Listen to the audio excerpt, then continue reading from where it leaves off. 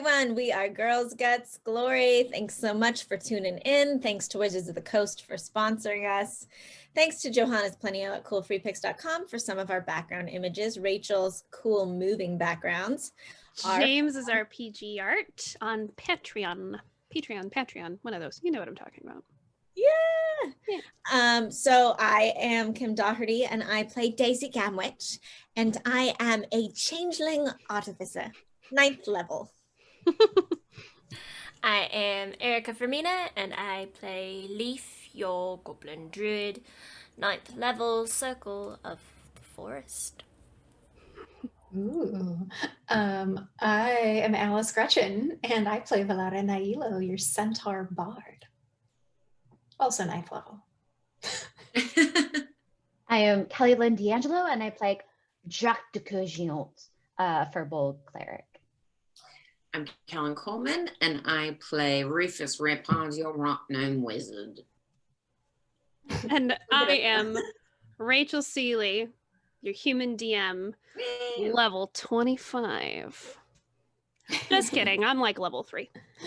So who wants to do our recap and maybe gain advantage on one roll for this episode? Who wants it? I could try it. Yeah, do it. Okay, so I'm going to try to make it less lingering than all my other ones. So we had a liquid ball, took us to the next spire, one of the ice balls, took us to the next spire. When we got there, there were like undead looking crows. Leaf changed into an eagle, went up and was captured in a bubble. It was spell from Jacques, and so nothing could affect him or touch him. And then he tried to see what was up. He saw a town. He went to the town, and when we got there, there were people gathered, and they were all talking about, "Oh, do you think he did it? Did he not? He's changed ever since she's gone." And we saw it was Mose, who we'd known from Lawin, our adventure with her, and helping her get out of her cycle of death last season, and a half-elf woman. So they were arrested and suspected of poisoning the water. We found out these crows were all half dead because the water has been poisoned or something. It's killing things, and that is not good. And so we decided that we have to clear his name. And so we went towards the river to check on the water. There were guards. They were charmed by Jacques and Daisy. We slipped past them. We made ourselves invisible and passed without a trace, and we followed them more, veered off. We ended up going up a hill. We got to this situation, waterfall, which we went into, and there was the spire and a giant turtle who I think ended up being a god named Gorutar. And he was like having a lot of, pus coming in his eyes, and he was not doing well because of this poisoning of this water. We decided to have a dog bark, and then we decided to do the ritual ceremony to the spire and then stab it. And we captured it with Artemis because she has she's a VHS. She is a video hippo system.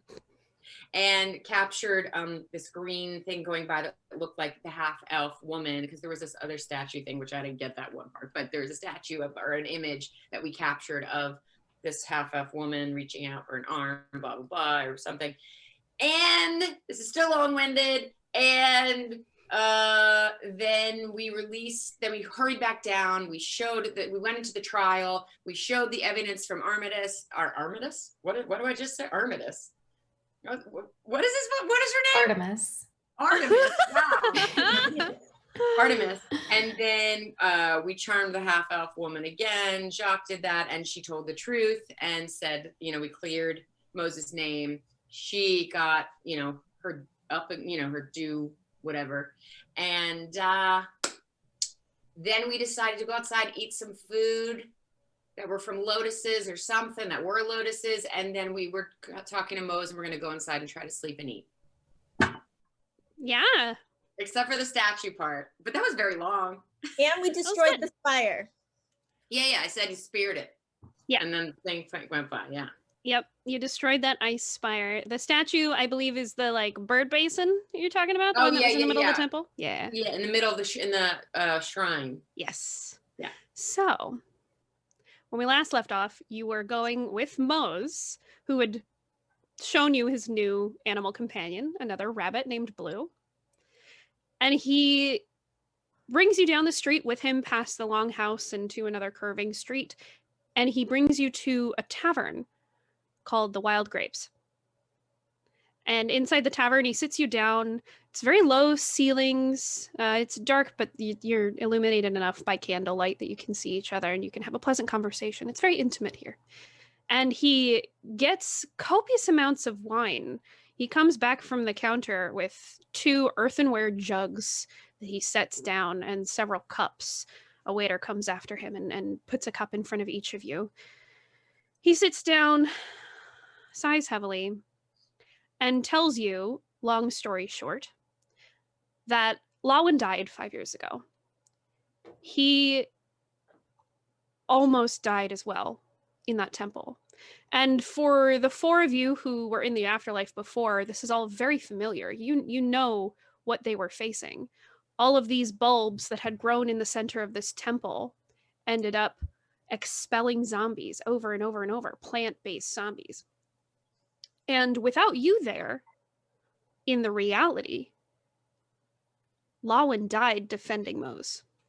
Mose completed the ritual, but just barely.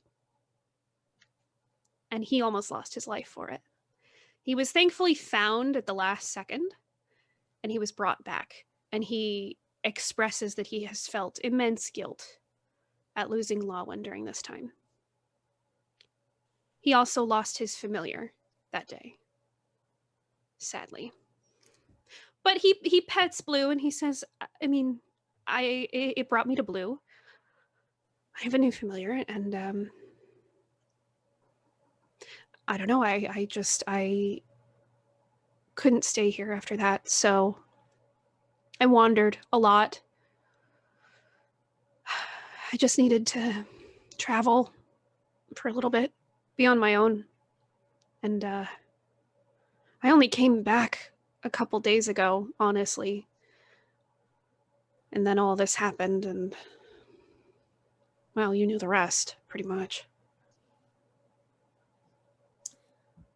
Well, we should explain a little bit about how we know you, and it's going to sound slightly crazy, but we were dead, and we helped Lawin, who is now, you should know, a god. So she's doing well. Oh, she's a god, is she? Oh, that's gonna go to her head. Yes, she's seared now. She's a what?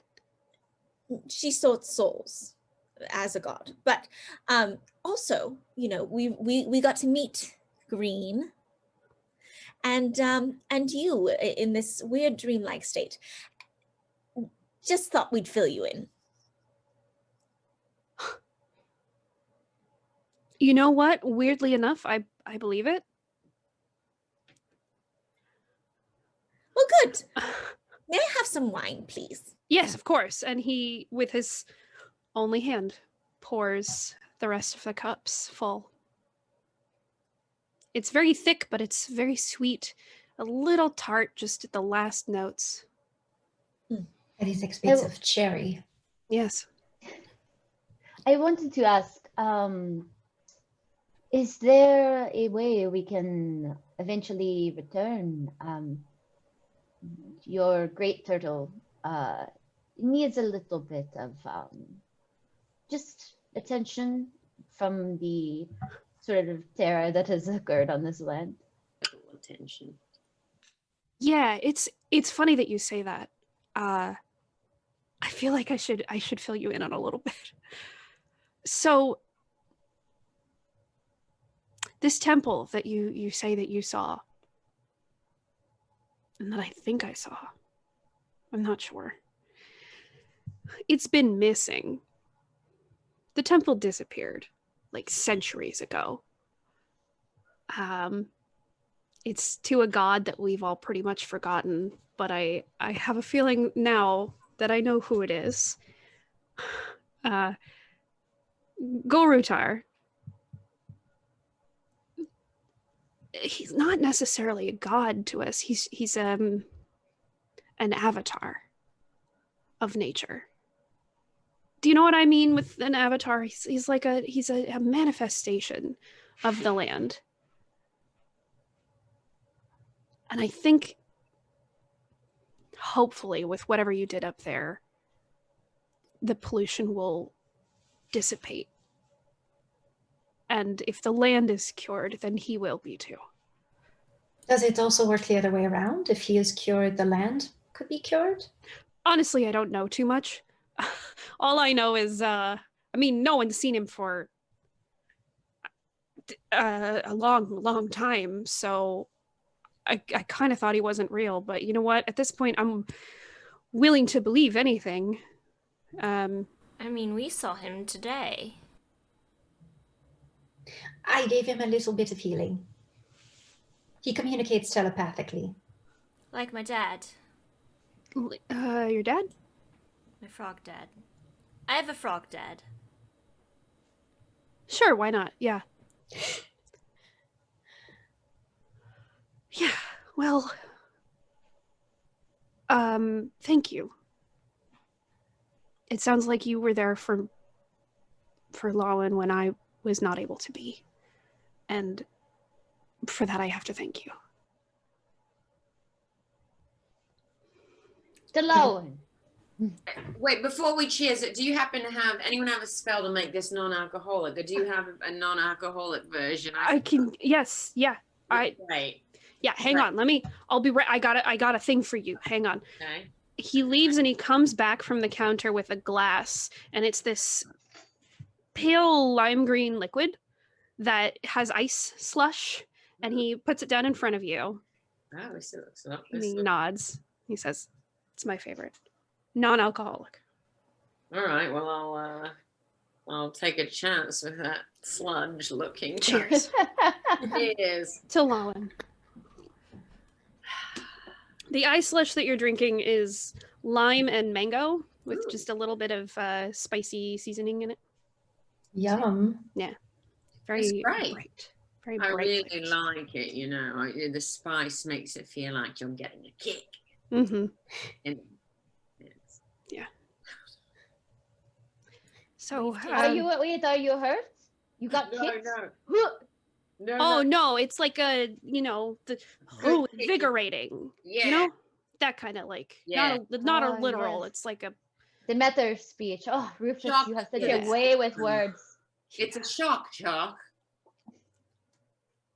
I think I get it. that's I a think I clever get it. joke. So what's your plan from here on out? Are you staying here or? I would like to take a nap. I had 3 glasses of wine. Mm-hmm. Yes, you did, and it's starting to like stain the corners of your mouth. And I need a nap. You get Okay. extra. Uh-huh. I A think nap. Artemis will have to carry her to bed.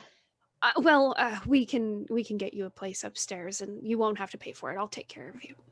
Oh, thanks, Oh. mate. Yeah.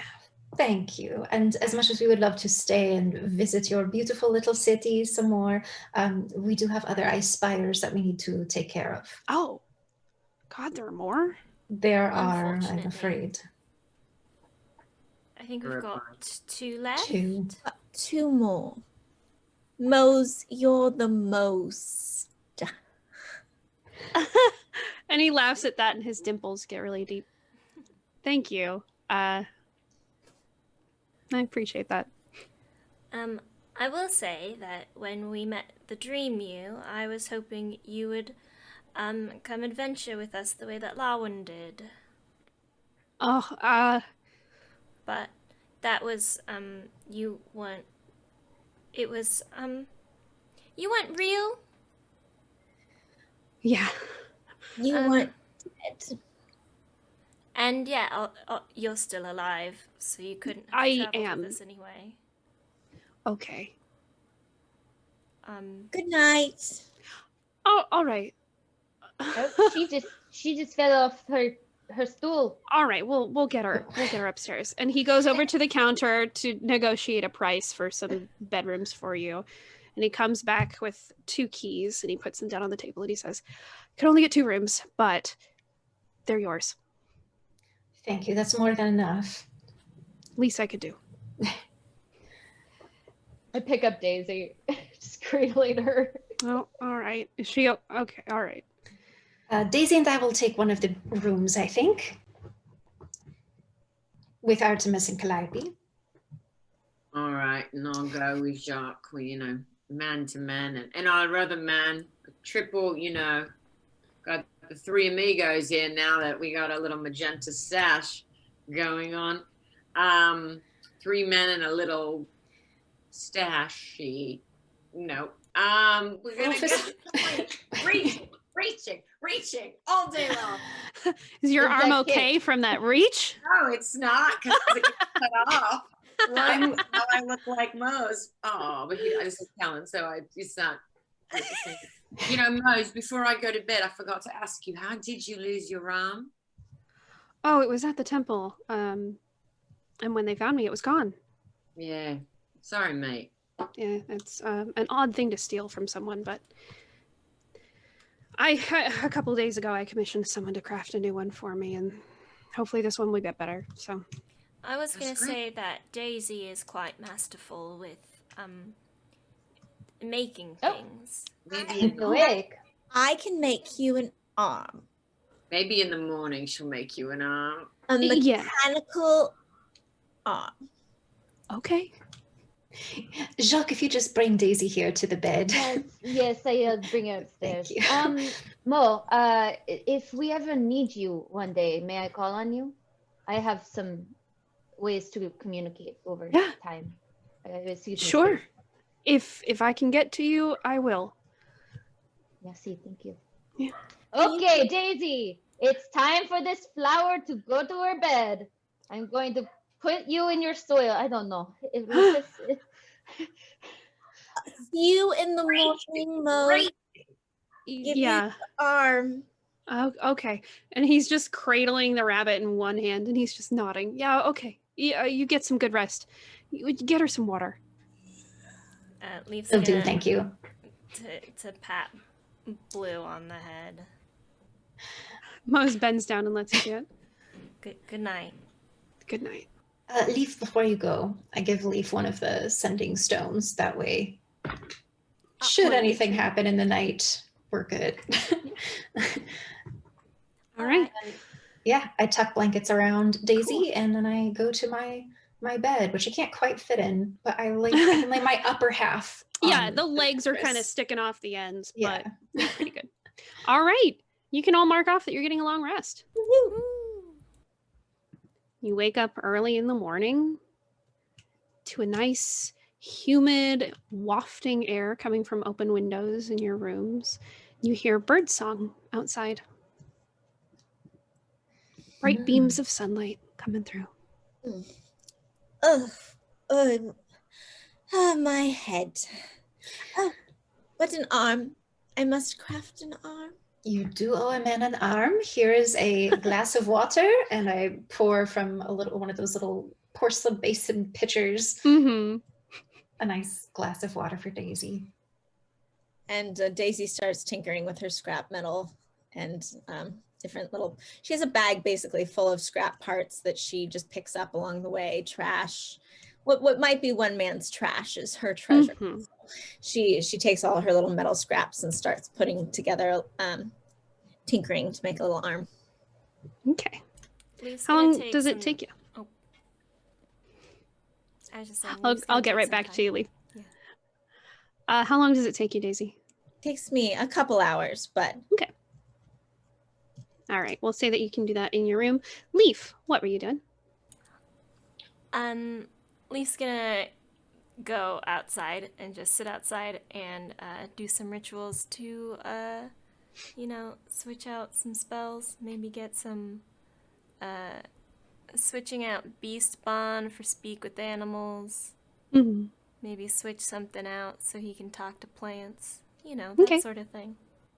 You can find a nice shady place underneath a big palm tree that's planted next to the tavern, which doubles as an inn. And you're watching kids who have woken up early, kicking around a little leather ball in the road, and people are going about setting up their stalls again, and you see guards passing, and everyone nods to each other. There's a couple girls that walk by, and they're, gossiping to each other.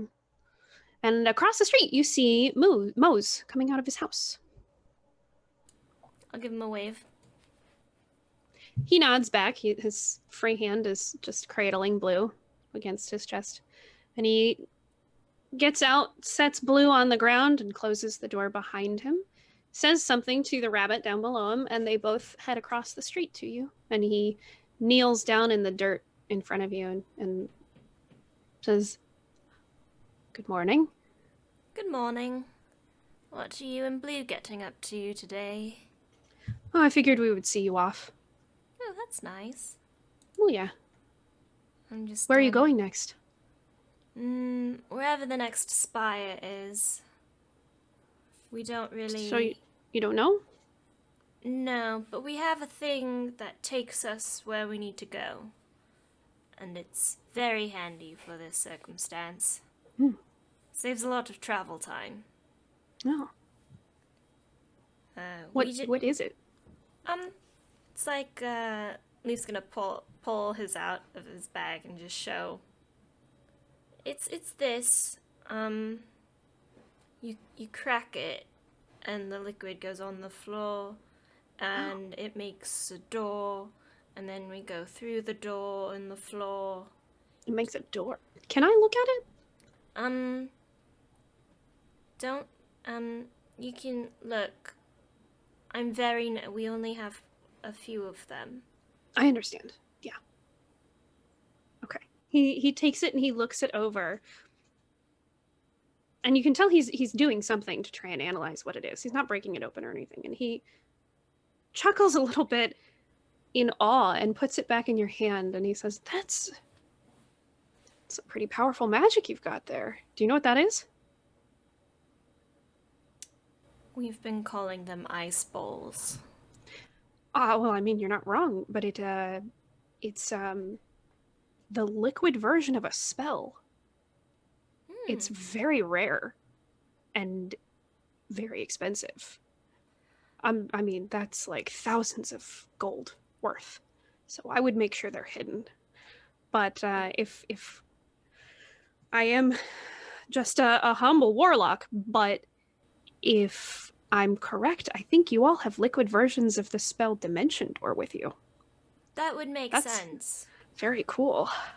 It does create a door, so that and it does seem to be a little, because you open the door and it goes up, and then you're looking through it. You're looking down into it, but it's like you're looking through. Do you know what I mean? Not really, but maybe I'll see it when you guys go through. Yeah, I'll point. Yeah, okay. It's very rare magic. Our friend You must have a very powerful friend. Yes. She's very powerful. Very cool lady. Everyone else is inside. I'm just doing some nature work. Oh, yeah. I'll leave you to it. I'll see you inside. And he's gonna look at Blue and just give him a nod. Blue is just watching you, and Green was a snow white rabbit. Blue is a long-eared, like tan, floppy-eared rabbit. He's got long ears that like trail in the dirt whenever he hops. And Mose stands up and scoops up Blue, nods, and heads into the tavern to meet everybody else. Daisy, do you really need to eat this many pancakes? You ordered another round. I'm hungry. I have to have something to soak up all the wine I drank. I drank 3 glasses last night. So long as you don't get too sick. It's just a lot of pancakes for a small bean like you. I have a lot of room in my belly for pancakes. Rose, that looks like you've eaten the whole lot of pancakes. Mose comes and sits so down in the middle of ready. this. Good morning. Mose, I have an arm for you. You have an arm for me. Oh, really? That was fast. I'm very good. I'm very talented.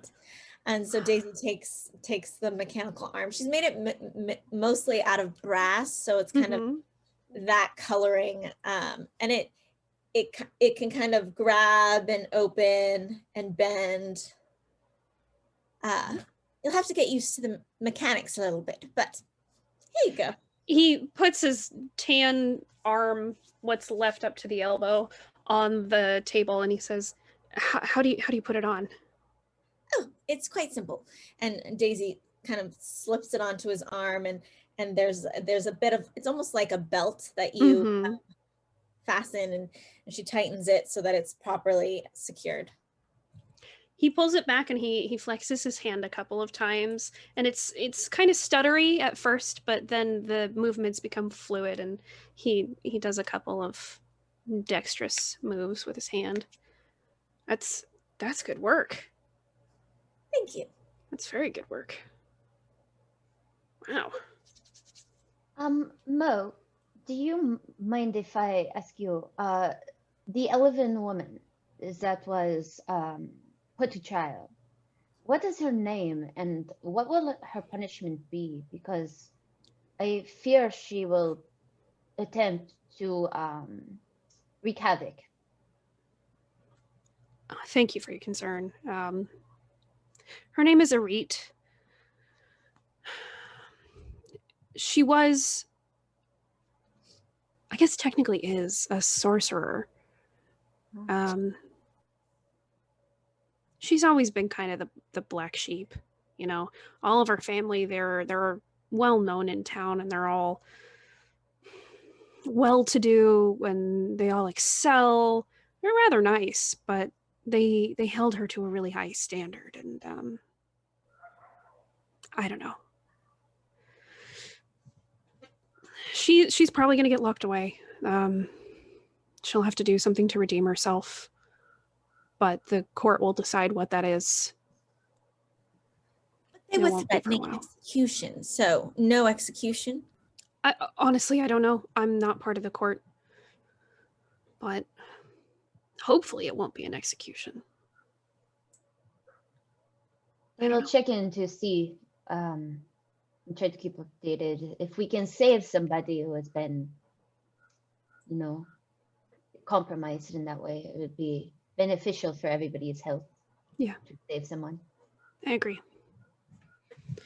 I'll let you know. I mean, I'm sure there's someone in town that has a way for me to communicate with you, so I'll let you know whatever happens. Thank you.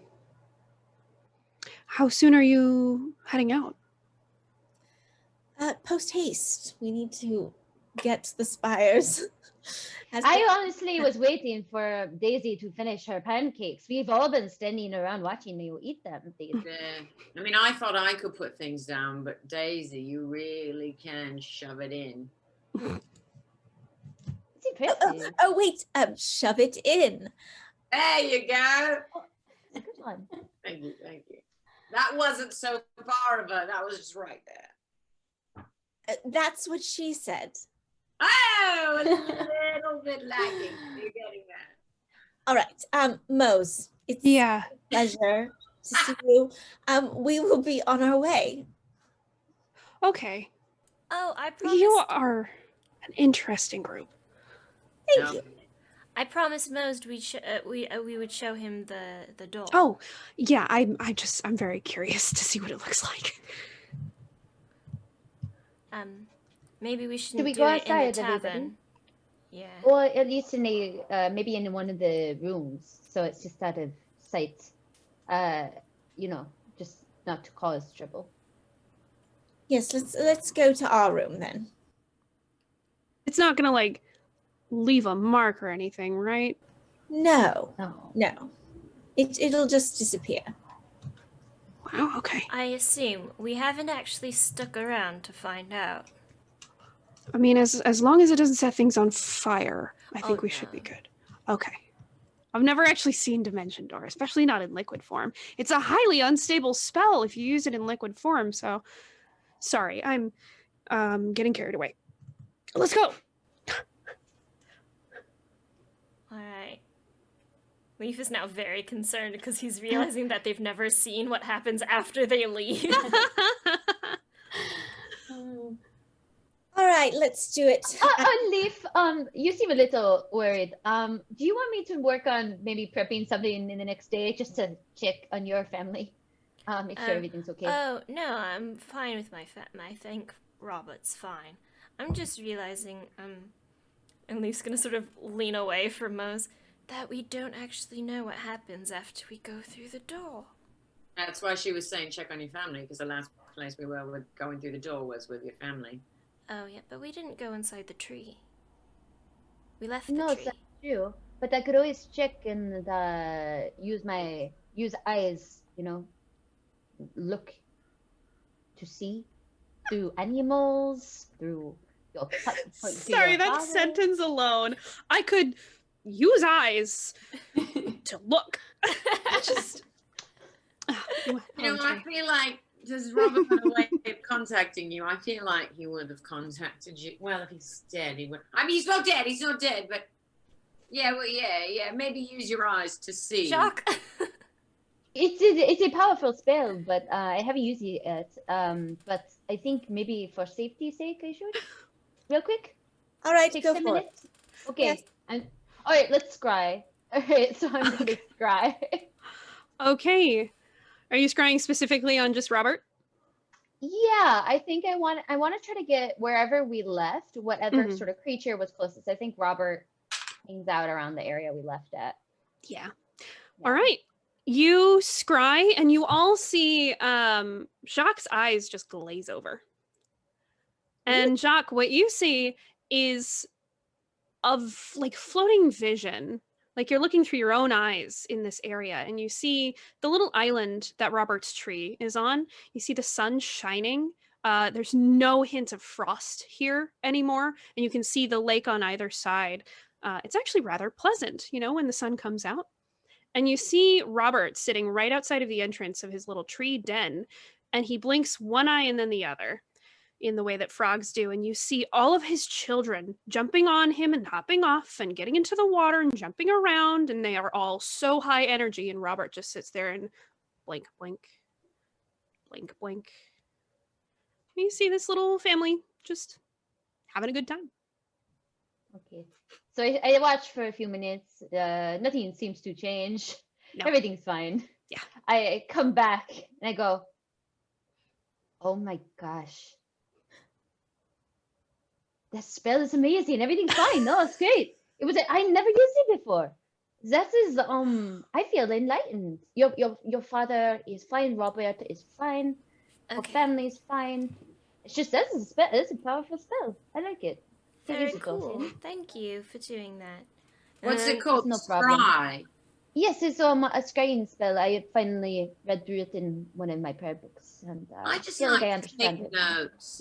Like some people write lyrics down. I have one arm for lyrics and the other spell names because I really need to study new things. I've gotten lazy. Yeah. Oh, I have On Rufus's arms. It's just lyrics. I have a title for your next song, if you wish. So, Apple of My Scry, and you sing a song. And I'm not saying I want to write music with you, Rufus. I'm not trying to press this on to you, but I have a couple tunes, in my heart. I have Kelly, poetry. write down that you get advantage on one roll. Yay! That was too good. Jacques, I just have to say, I'm always up for collaborations. You're just making music in the studio, so. And Mose in the background is like, "You're a musician?" Oh, yeah, but we gotta go. So I don't see. He's quite famous. wow. And I wanted to say that once I was thinking we could use Artemis to put together a little music video. Oh, I kind of like that. Our adventure party could be like my new band, or just like my group. I've been known to dance. Yeah. Oh, you can be right the up in the back. You did one of the dancing girls in the corner. Oh, And you actually, I heard Like of a dancing queen. I've read about a tambourine, and I was thinking I could build one. Yeah, all right. You could do that. You know, And there are tambourines here. You can just buy We're one. doing this now. No. We have I to. mean, it sounds like you're in a hurry. You should. yes, we must. Yeah. We yeah. can handle this later. I'll send you a it's fine. I'll send you a tambourine. Thank you. We'll Yeah. be sure to tell you when our video comes out. Yeah. So, All right. Show me Who this has a- thing. Who has a ice ball? Oh, I've I got do. one. I use mine. Leaf and Valara, I think I'm really falling. much us each have. I'll show mine off since I'm the one that promised Mose. All right. So Leaf's gonna take his ball out. He's gonna say, "Take us to the nearest spire," and then he's gonna use his little claw to crack into it and pour it on the floor. Like a little egg. Mhm. You do so. The liquid spills out, and everywhere it splatters, a door begins to form until finally you have a large wooden door. And carved into the sides of this dark wood door are leaves and flowers. It's rather beautiful. And you hear this, whoa, from behind you. And Mose, who's like in his 20s, is so excited. He looks like a kid again. And he's looking around it and he gets up close to it. But he doesn't touch it. But he's like, oh, I've never seen one like this. This is so cool. Oh. You gotta go. Yeah, this thing only lasts for a short while. Go. Yeah. Go. All right. And Daisy grabs Mo's face, gives him a kiss, and jumps through the door. The last thing you see of Mose, he's bright red. He's a very handsome man. So wait, I can perform your marriage. As you go through. Mose looks at the rest of you, just mouth agape, like. I raise my hand to give Mose a high five. And then There's a I little jump clink. in the door. And I just go, yeah, mate. Yeah. Leaf. See you at the music video then, I guess. All right. Okay. And I go down. Leaf pats Yeah. Blue, and then awkwardly just like looks at Mose and goes, "I don't know if I'm supposed to do that too. I'm just gonna go. Whatever you feel, little dude. See you on the other side. Bye." Bye. So And the Leaf last goes- thing you see, Leaf, as you head through, is Mose. And you're shifting horizons. Just waving goodbye. And Blue's at his feet.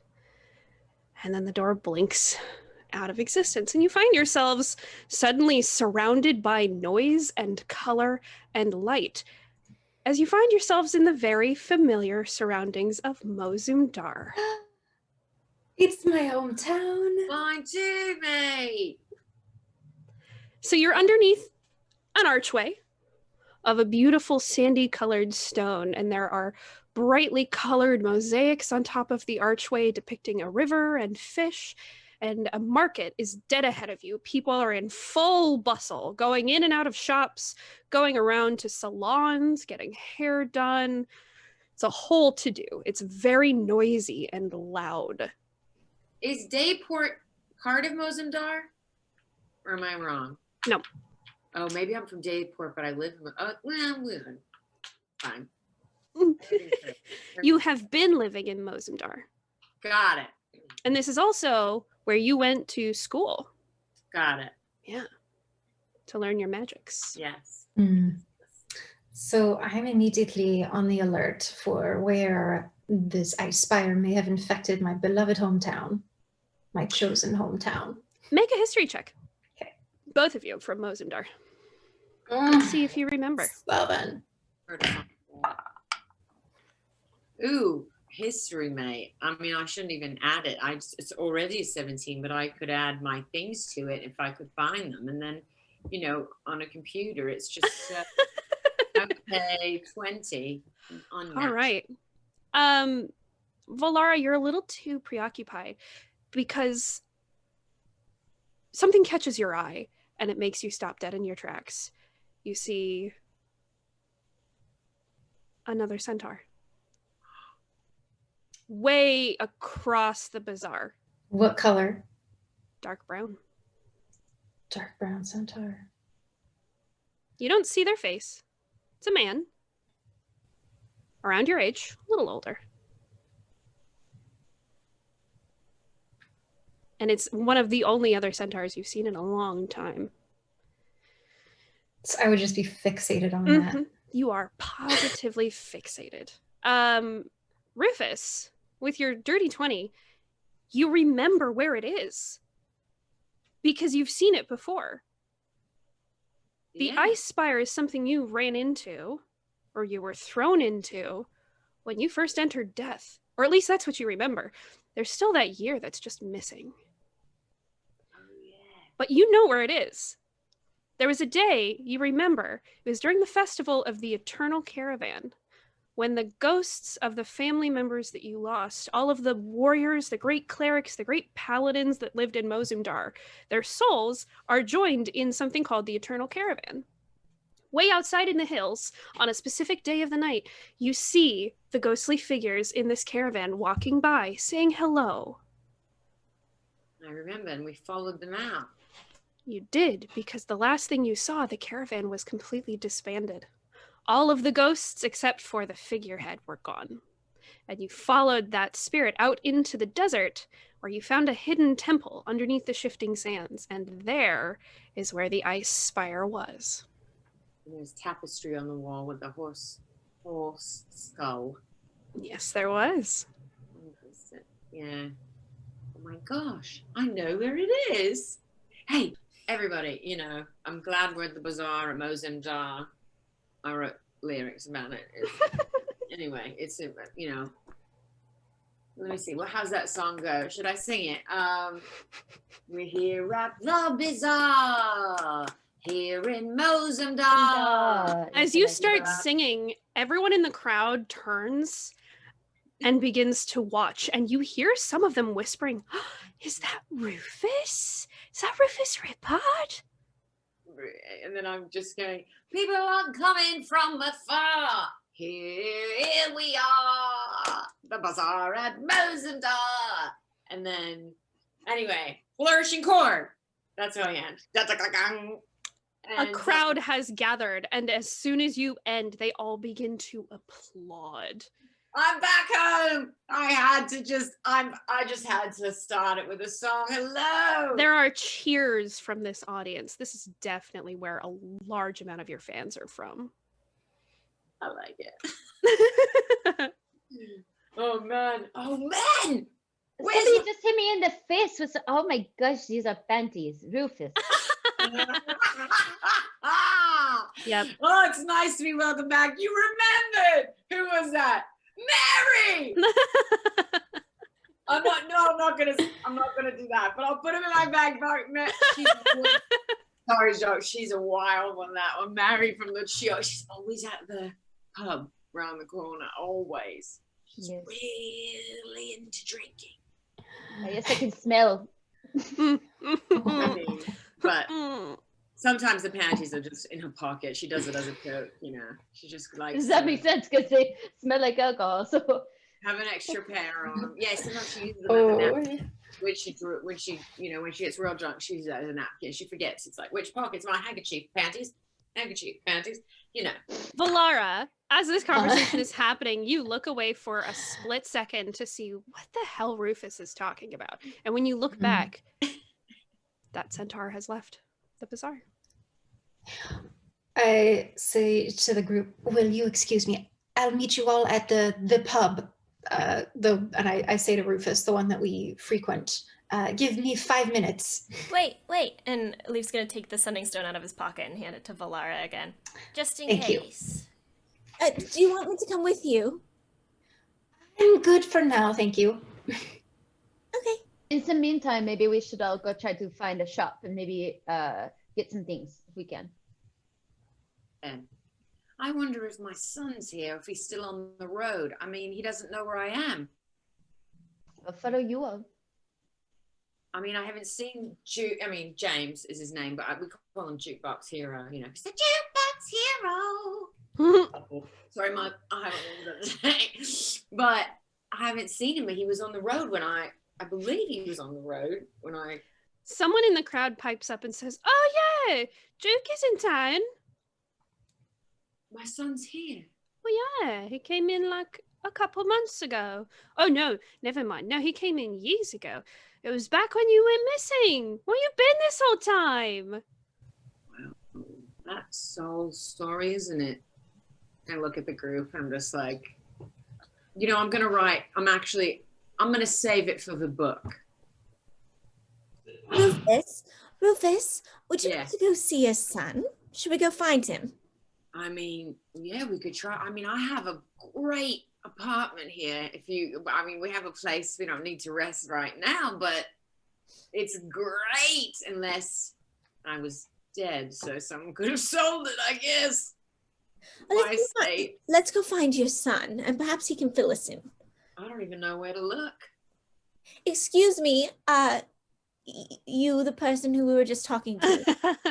It's a half-orc woman. Don't trust Mary if it's she's a lot. Oh, I'm not Mary, no. Yeah, How can no. I help you? You said you know that Duke is in town. Where can we find him? Oh, at this time of day, I don't know.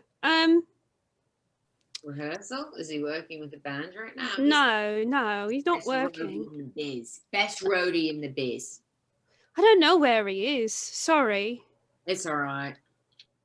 Is there a place he frequents? A bar, a pub, or... Oh yeah, there's a pub around the corner. It's just called Omar's. And he's known to be there at Yeah. times. Well, I mean, it's the best place to get a steak, so yeah. Let's go to Omar's. Perhaps someone there knows where he is. All right. And I mean, keep the word out. You know, he might find me because, you know, if everyone knows and word about town, we're going to be at Omar's for the next few hours. You've said that to a crowd of your adoring fans. I mean, but we rented it out for a private video making session, practice rehearsal. And so sorry you can't come with us, but you know, we're gonna go, but he can come. All right. So who all is heading out to Omar's Steakhouse? All right. I've tried it off a while ago. Yeah. Okay. Well, Yeah. just So I love that. It's just a steakhouse that Yeah. you know, common name. yeah. Omar Of owns course. it. Yeah. Yeah. Great steaks. All right. So we're splitting the party. Valara, where are you Mhm. heading? I'm heading in the direction of where I saw the centaur, and I'm kind of like trying to hug the walls of the city, but kind of like speed clock trot my way through through all of the different booths and trying to stay semi hidden if possible. Okay. Are you trying to hide your face? I'm just trying to make sure that I could hopefully see the centaur before he sees me. So just kind of staying in shadows. Okay. But yeah, I suppose maybe my hair would be sort of covering my face a little. Okay. There are a couple of people that you recognize that are good acquaintances that stop you and say hello and, oh, I haven't seen you in so long. But you manage to go pretty swiftly in the direction you need to go. And almost immediately, you get a feeling of where you're headed. Because it's the place you went every single day. You're following down this side street, clip-clopping as quietly as you can, and you see the swish of a dark tail ahead of you. So you know you're probably going in the right direction. And you pass by the giant library, this circular domed building, huge, with all its intricate glass-stained windows. And you pass by one of the smaller Bard colleges to the side. And you pass through different neighborhoods until you get closer to the edge of town. And you come to the orphanage, where you used to work and where you used to live. And you see the tail disappear inside. The Flower of the Golden Sun plaque is still above the door, and it's brightly polished. I look into a glass reflection and make sure I'm presentable. Haven't seen people in a very, very long time. Okay. And then I peek my head in through the door and I knock. Wait, do I know that it's been years since Rufus and I have been last here? You get a sense. The town has changed a little bit since the last time you were here. Okay. You don't know exactly how much time has passed, but you do know Mose had said it was something like a handful of years since Lowen died. And you think that maybe you might have died around the same time, something like that. So Okay. there's a chunk of time that's gone by. Okay. Yeah, and I look inside the orphanage. All right. It's a low-ceilinged room. There's a bunch of candles lit, and there's midday sun streaming in through the windows on either side of the door. And you see this place, at the very least, has not changed very much. It's set up sort of like a little schoolroom. There's a bunch of children sitting down and drawing. A couple of them are playing with blocks, and you see some of the older maids are going around and taking care of them and bringing them little cups of juice. And you see on the far side a woman in a white dress talking to a centaur who is covered in a cloak. I approach so I can try to like hear what they're saying. You hear a familiar deep voice asking after you. I think I would kind of just like circle until I can see his face. Okay. You circle around and you see a tan figure. He has stubble now, which is odd because the last time you saw him, he was just baby-faced. And his long curling dark hair is pulled back into a tiny little ponytail. It looks like he's also gotten his ear pierced. It's very becoming on him.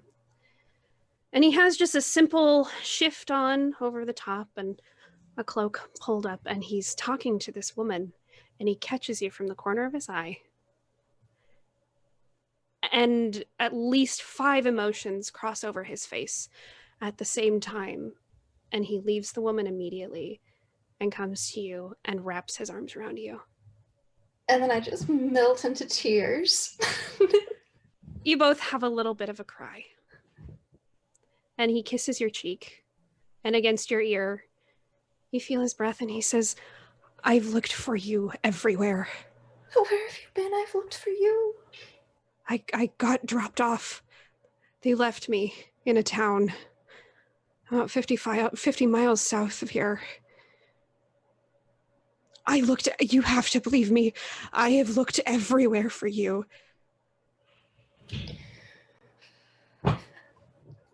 And I grab his hand and I like lead him away. I'm right. going back to I'm gonna try to go back to the room where I used to crash. Yeah. Here in the orphanage. It's been a very long time since I've been here. I don't even know if anyone was at sea. Sorry. You open a door. It's like some random nun's room, but she's not there. And the maid that had been talking to him, you recognize. You don't see the older woman, however, that was your main friend here.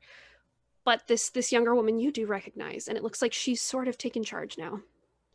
Like it's been passed to her. And when she sees you go off to the side, she nods and she says, "All right, children, let's go on a little bit of a field trip." And she takes them out. I'll be back. And she, over her shoulder, after getting all the kids who get so excited immediately at the idea of going out, she says over her shoulder, "Take your time. I'll talk to you when I return." And she takes the kids away, and you have some free time with Demer, your lost love. I think I would just be marveling at him and just walk up to him and hold his hands in mine and just be staring at him. He's doing the exact same thing, looking over your face. We're just making the grossest googly eyes at each other. Yeah, it's pretty sick. disgusting. Yeah. There is a lot of love. And you can tell in his eyes, he's got a little bit flushed, but he's just smiling like an idiot. And he says, "You haven't changed at all." I'm liking the ponytail. Thank you. I haven't gotten a cut in a long time. I didn't expect to see you here. I mean, I just I was interrupt and hoping. kiss him, And he kisses you back. and we just start making out. Excellent. All right. Fade to. Fade to. We're gonna cut. In an orphanage. In the nun's room. Yeah. Oh, perfect. All right. We're cutting to the other half of the group. So you head over to Omar's Steakhouse, and it's this oddly triangular building in the middle of Mozumdar, where everything is mostly flat on top. This is one of the only buildings made of wood and not this like brownish sandstone. And there's a big sign painted on top that says Omar's, and it's done in oranges and whites. And you've been here before, Rufus. It's a very good restaurant. It's not too expensive, but the fare is good. You've performed a couple of concerts here because they have a tiny stage in the back. But you head on in, and there's a bunch of people here enjoying their day, and you hear a couple of people shout your name and come up to you. And some of them are asking for autographs. Like a TV show when you walk in and they all scream your name at a bar. Mm-hmm. Cheering. If Yeah, you might. cheering for me. Where everybody knows your name. So while you're signing a couple of autographs, people who are urging you to sign their books or their napkins or whatever, you spot across the room, sitting at a table, a young boy who's suddenly sitting up very straight, a young rock gnome. And he's just lousy with freckles, looks almost exactly like you when you were young, except that he has ginger hair. And he's smiling broadly. He's got this little like gap in between his two front teeth, but it's very charming. And he jumps up and you hear this call of "Dads!" And he runs straight for you and plows right into you to give you a hug. Jukebox. How I wait. You died! Pull him back and I at him. I did, mate. I did die. What you mean you died? You're not dead. I'm not. Dad. Well, listen, mate. Where did you go? It's a long story, but I'm so glad to see you. He starts to cry a little bit. Dad, you've been gone for like a year and a half. Don't make me. Hold on. Don't make me start. I'm not crying. Don't make me start. I don't want to start. I'm not crying, Dad. No, mate. Oh shit. And he just Oh, face God. plants and you feel wetness spreading as he cries into your shirt. I'm holding him and I look around. I go. Daisy and Artemis, and she has Calliope in one hand and her other hand is holding Artemis, and the three of them are all crying. I mean, I haven't not seen crying. him. He was on the road, you know, and I had been off the road for a bit. How was that tour, mate? It was a really good tour, Dad. Oh, you stop me again. You know, how's have you talked to your mum? Dad, Mum's here. When you Yeah. died, she came. Yeah, she went looking for you. She's been adventuring. But she took over the apartment. She's here now. We live together. You live here, and so does your mum. Yeah. We were trying to find you, so we've been going out into the desert. Well, I haven't seen her in a long time. She's very well, but she was very worried about you. Well, she hated me now. No, Dad, she isn't. As soon as I told her, Dad's gone, she came right here. She's been here for the whole year and a half that you've been missing. You did you sell off my things? No. Not you didn't sell the good mess hall guitar. No. People know which one I'm rhyming there. It's still you have it. Yeah, we haven't sold any of your things. Thanks, kid. I mean, we'd almost given up. Mom hasn't. She's probably out in the desert looking for you now. She's done it almost every week. Really? Yeah. We always kind of hoped you'd be back. Rufus, Yeah. She loves you. She loves you. Yeah, Well, she does. you know, we had been not together for a while, and I thought she was real mad at me for many transgressions, and you know. I mean, she's still married, but Probably. she loves you. Well, I mean, we have some business to do in town or outside of town and in the desert. I mean, maybe I'll see her, but if we don't, I'll head back. Mate, I'm here. I'm alive. As he looks around him, He starts to cry again, and he just face plants one more time. Listen, and I'm holding him. I'm looking around. This kid. He is the best roadie, and he's usually a tough, but men are allowed to cry. We're artists, so he's allowed to cry. But he is a great list speakers, like rock guitar, best rock guitar tech around. Roadie and guitar. He has perfect pitch, so he was the one that tuned all of your instruments. Yeah. Oh yeah. He's a good kid. Yeah. Good kid. James, real name. Well, Rufus, I imagine you might want to spend some time with your son and wife. Well, she's my ex-wife, to be fair. But I was, I've always thought of her as the one that mattered, so.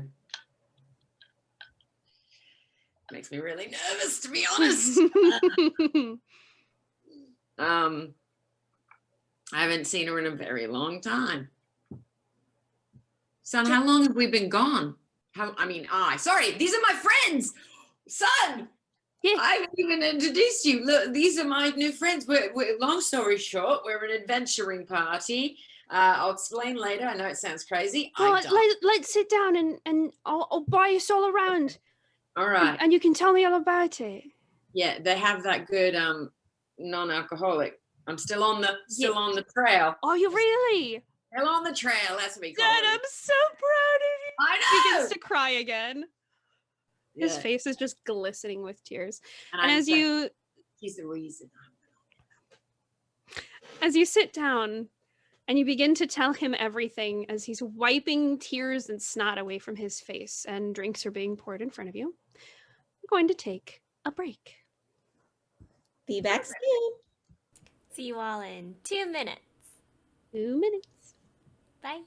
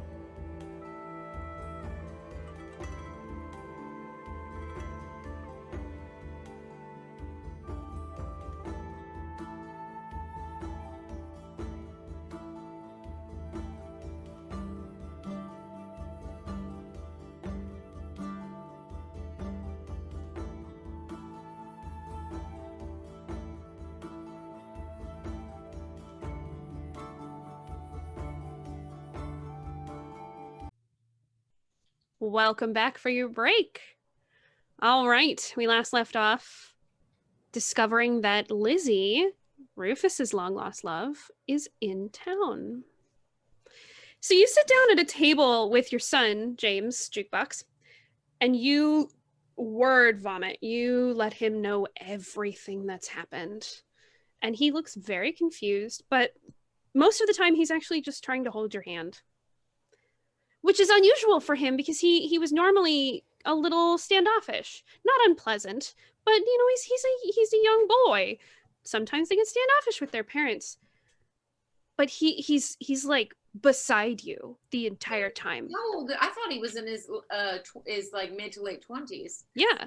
Oh, okay. A boy to me. Gosh. Yeah. He's your boy. Yeah, he's my baby. He's always my baby boy. Yeah. But he's just trying to like hold your hand. Yeah, you know, I was trying to be as I'm not super touchy feely, but you know, I did hug him because I feel like it's important to show, you know, men and boys that they can be emotional and sensitive. But my dad didn't do it with me, so I'm kind of awkward with it. But, so so that's the story, as it were. Okay. I have to admit, I don't quite understand. But good on ya. Yeah. I mean, save the world, did we? I mean, whatever, you know. Listen, Jukebox. Yeah.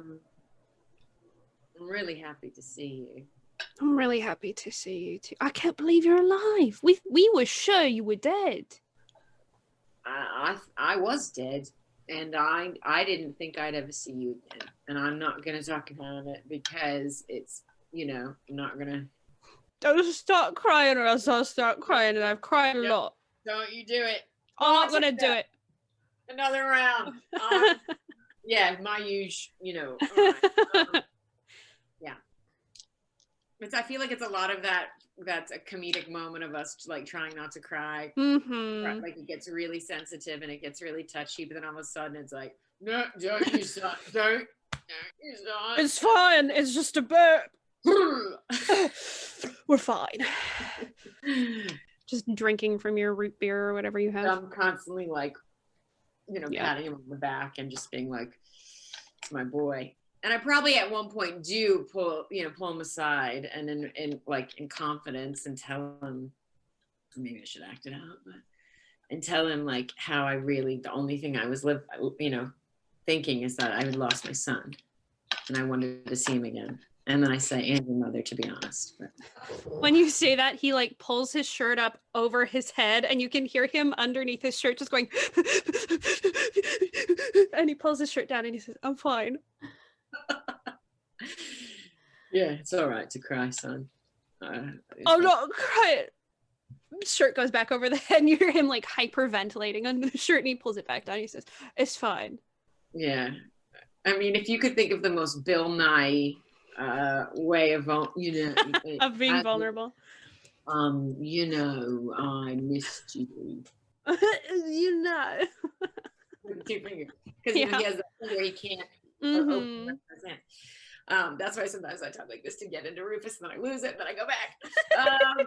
But that's kind of my idea for it. So anyway, so he's his dad.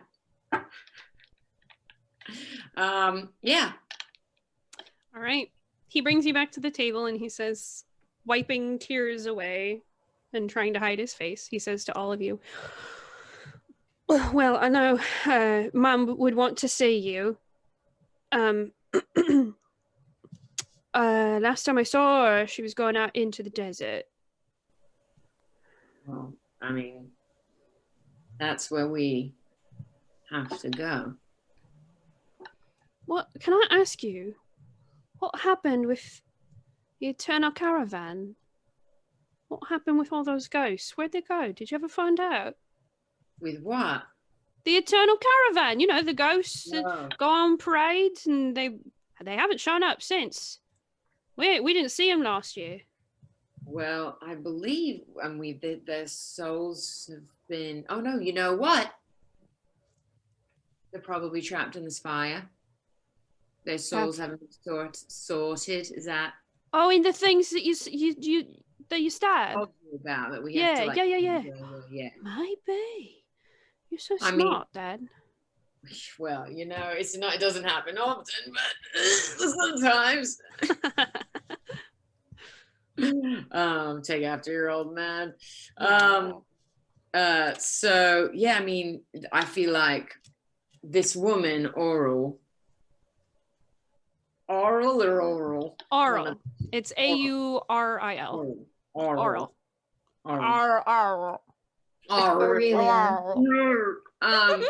D&D.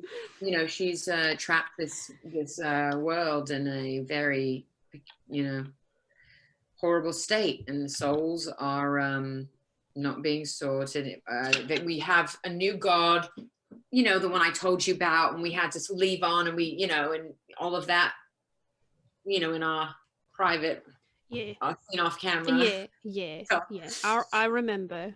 Yeah, so this Oral figure has really messed things up. So that's why we have to go around and do the, you know, the spires. But I don't know. I'm so happy to see you. It's all I care about.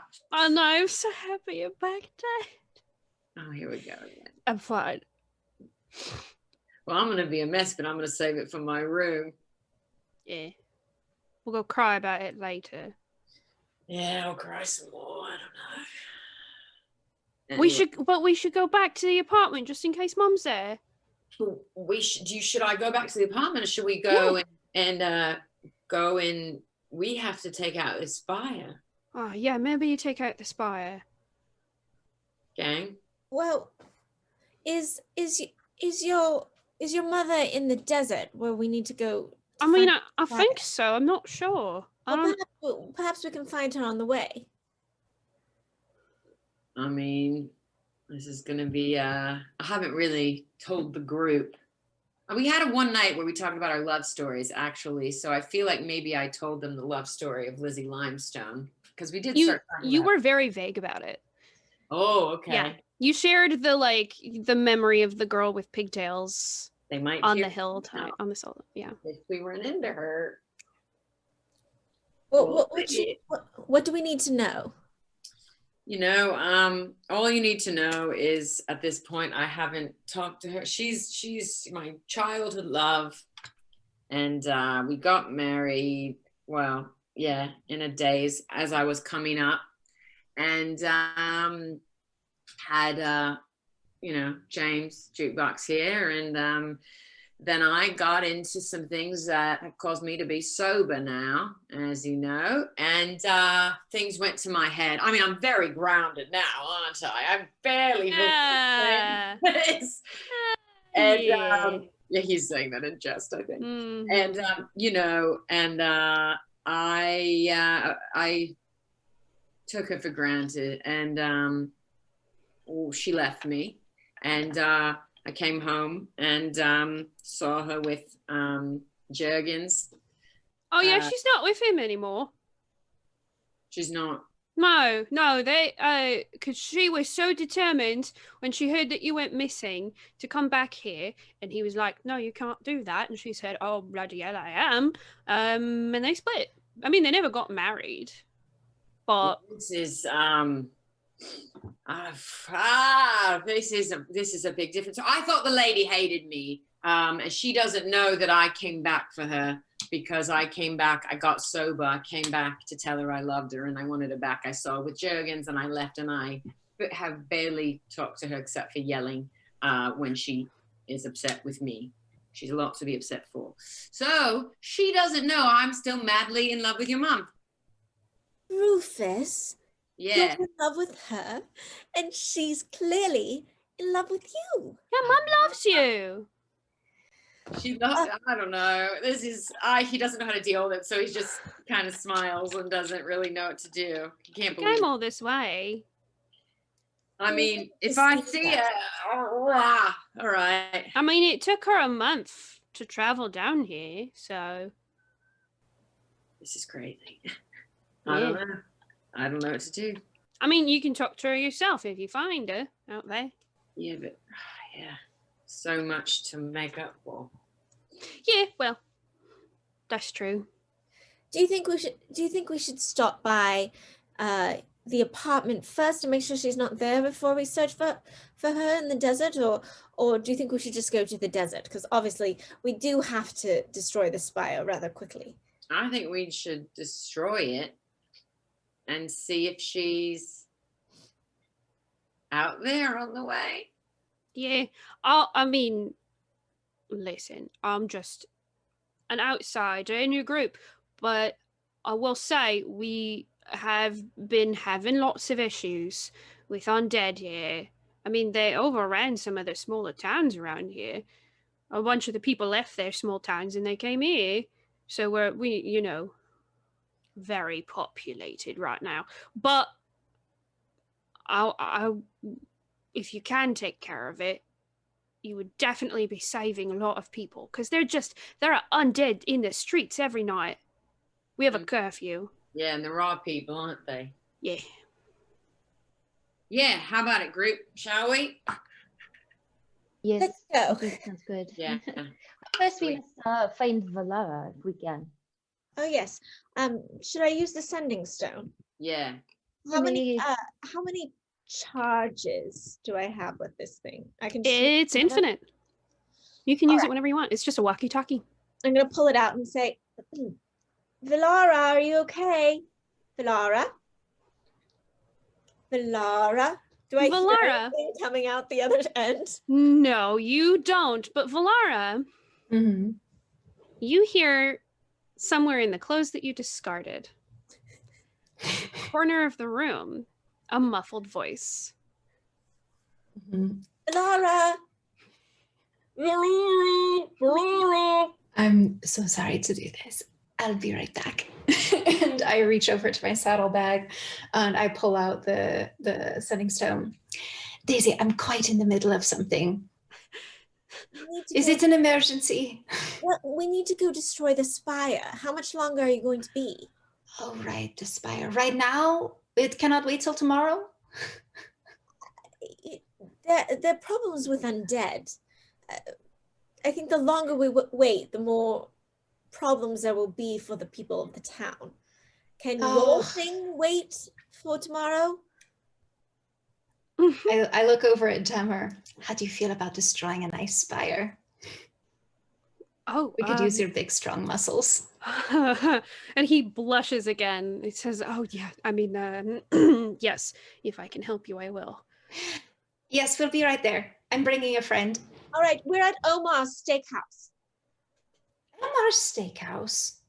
Oh, they do have the best kebabs. I forgot all about that. We'll be right there. She's on her way. It seems she has someone with her. And Oh she's no, sounded rather. does she need protection? Is she going to be hurt? No, she needs rather protection, loved but- up. Not that kind. Hey, Ta-da! you know what, I missed it because I'm Valara? Write down Yeah. that you have advantage on one roll. Yay! I'm feeling generous. Okay, I don't have anything to write with, but I believe I will remember. Yeah. Should you come? I don't know. Mm. Should I come? Should you? Oh, should juke. Mm-hmm. I think Valara already did. That was the real communication on there. That was. Well, it was like your accent. I couldn't hear juke. It sounded like, did you? I was talking as Kellen. I was thinking as Kellen. I said, "Should jukebox come?" Yes. That's up to you and him, Juke. Wait. Um, You and Juke. what?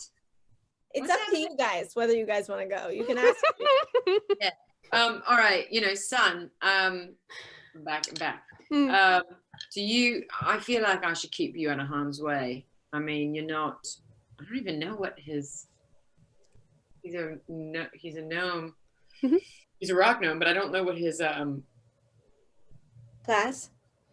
Yeah. He doesn't have a class. He's not an adventurer. Yeah. Yeah. He's I don't just a know. regular civilian.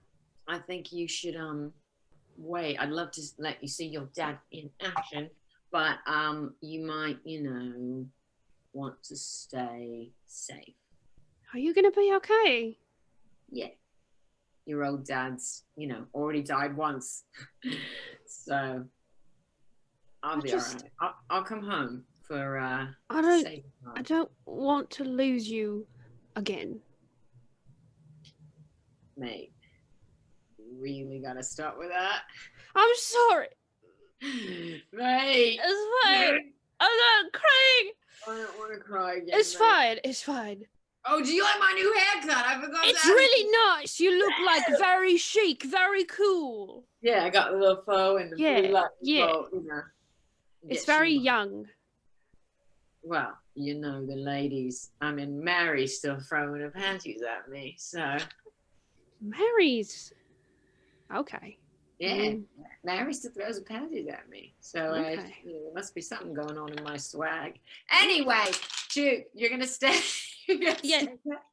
I mean, yeah, I guess. I'll stay at the apartment just in case Mom shows up. Yeah, do that. And don't tell her fill her in on what happened if she's there, but you don't have to tell her how I feel. Okay. I won't. Alright, I'll keep it to myself.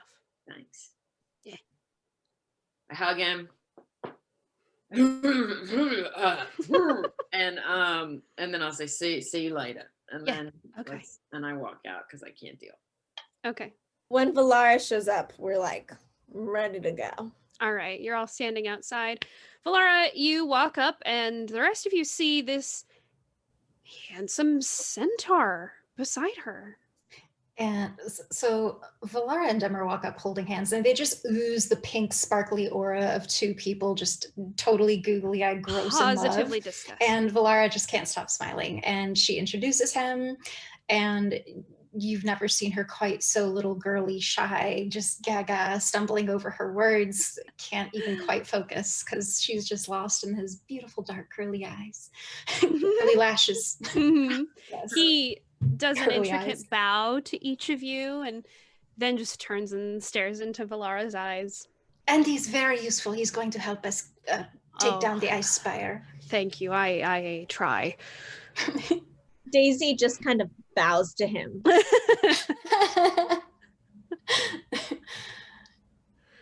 So where are we going? That is a good question. Perhaps Rufus knows. Yes, I believe Rufus had a recollection of where the spire was. Sorry, mate. My nice to meet you. Gemma, you said. Yes. This is, I remember when I followed the Parade of Eternal, etc., down the way here into the desert. There was like an underground temple, and I went and I followed it because I didn't know what it was, and because they had vanished. Everyone, we didn't know where they were going, and then that's when I saw the spire, and I went into the cold. Remember the cold that came over me. So I feel like that's where it's going to be. And I don't think spires just pop around. Oh, probably not. Yeah, so I think we're going to go down there, mate. All right. Well, lead the way. I'll follow. Let's go. For once, I'm leading. This is something. I'm used to only leading on stage and in other places. Daisy. So. What? No, exactly. So I did a little under the sheets joke. Now I missed it. I slipped it in. It was quite hard to do. Now,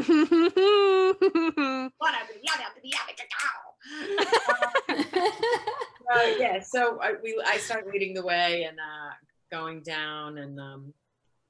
As we walk our way along the way, I try to pull Valara aside for just a minute from her guy. And as I kind of touch you on your shoulder and ask you to drop back, I just lean over to your shoulder, Valara, and I go, "Listen, I don't want to call this out, but I know the pink sparkle of love from a mile away."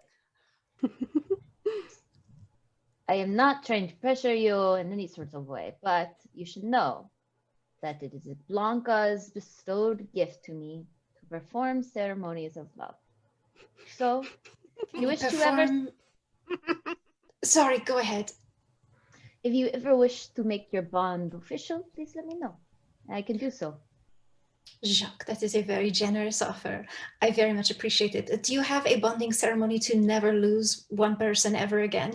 Some sort of supernatural connection that you can always locate each other? Yes, I think though it's not supernatural or magic. It's just called marriage, and it's a thing that I can definitely do for you. I will keep this in mind. Thank you. Just wanted to offer, and then I just walk forward and follow. Rufus. Beautiful. Demar looks a little confused, but is glad to have you back next to him, and he takes your hand. It's in his. nothing to worry about. Don't even worry about Oh, it. I trust you. I trust you. All right. So, Rufus, you take them to the edge of town where you remember last seeing the Eternal Caravan and this ghostly figure without his sword hand. Make a history check. Wait, sorry, who? Just Rufus. Rufus. You're okay. muted, Yeah. Spencer. I am muted. Okay, so 22. Okay. With a 22, you remember a vague direction of where you need to go. So you start off. And the sun is sinking low. And ahead of you, you just see dunes all across the horizon. There's no plant life out here except for a few short scrub bushes and smaller things like that. And you see every once in a while sunning themselves on a rock a couple of lizards. And in the distance, you see the dark shape of a scorpion running across this sand dune as the sand sort of sifts underneath its feet. But there's not a lot of life out here. Mozumdar is a bright beacon of vitality in the center of this desert. You head off in the direction that you're fairly certain this temple is. And the sun sinks to the horizon, and everything is cast in this golden, beautiful glow. It starts to get a little cooler. Just typical desert getting close to night cool. Not supernaturally cold cool. Make one more history check for me.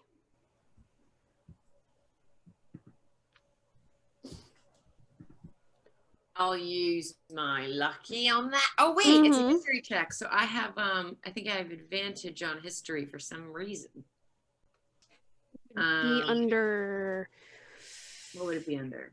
You also, don't you have advantage from doing Pictures? the recap too? Yeah, I you did, still but have I your don't recap advantage. That for something. I think but I do have something special with history but that's for magical items, I believe. Yeah, that would be different. I can't find it. I'll use a lucky. Yeah, 13. Still didn't work. Yeah, you don't really quite know where you are. You turn around and you're a fair distance away from Mozumdar. It's just sitting behind you, a little lump in the distance. And it's just, I mean, it all looks identical out here. It's just dune after dune after dune. Hmm. You think you're fairly close, but you're not sure where exactly it is, and the sun is beginning to set. Can anyone locate objects or something? I can't. You know, I have to tell you, my brain's become foggy. Rufus, if you think it's within 3 miles of here, I might be able to find it. It is, I believe. I mean, I think it is, right? Yeah, Deanna. Yeah, I believe it's pretty close. It's just all this sand seems to look the same. That's a good line. All this sand seems to look the same. Trapped in dryness. I need a weather vane. And in pain. Hey. And in pain. Yeah, I need some water. I'm in great pain. They're always doing this. They're a very musical bunch. I Jumper am nods. touched for love. Hey, Oh, all right. Hey. I'm not parched for love. Baka bam, baka come and a come. Yeah, I hear it in my head, mate. We're gonna do a collab, you know. I'm so excited. You have to tell me the love story so we can really write about it, but that's another tale. Now, should we set? Do we need it? We don't need a rest, do we?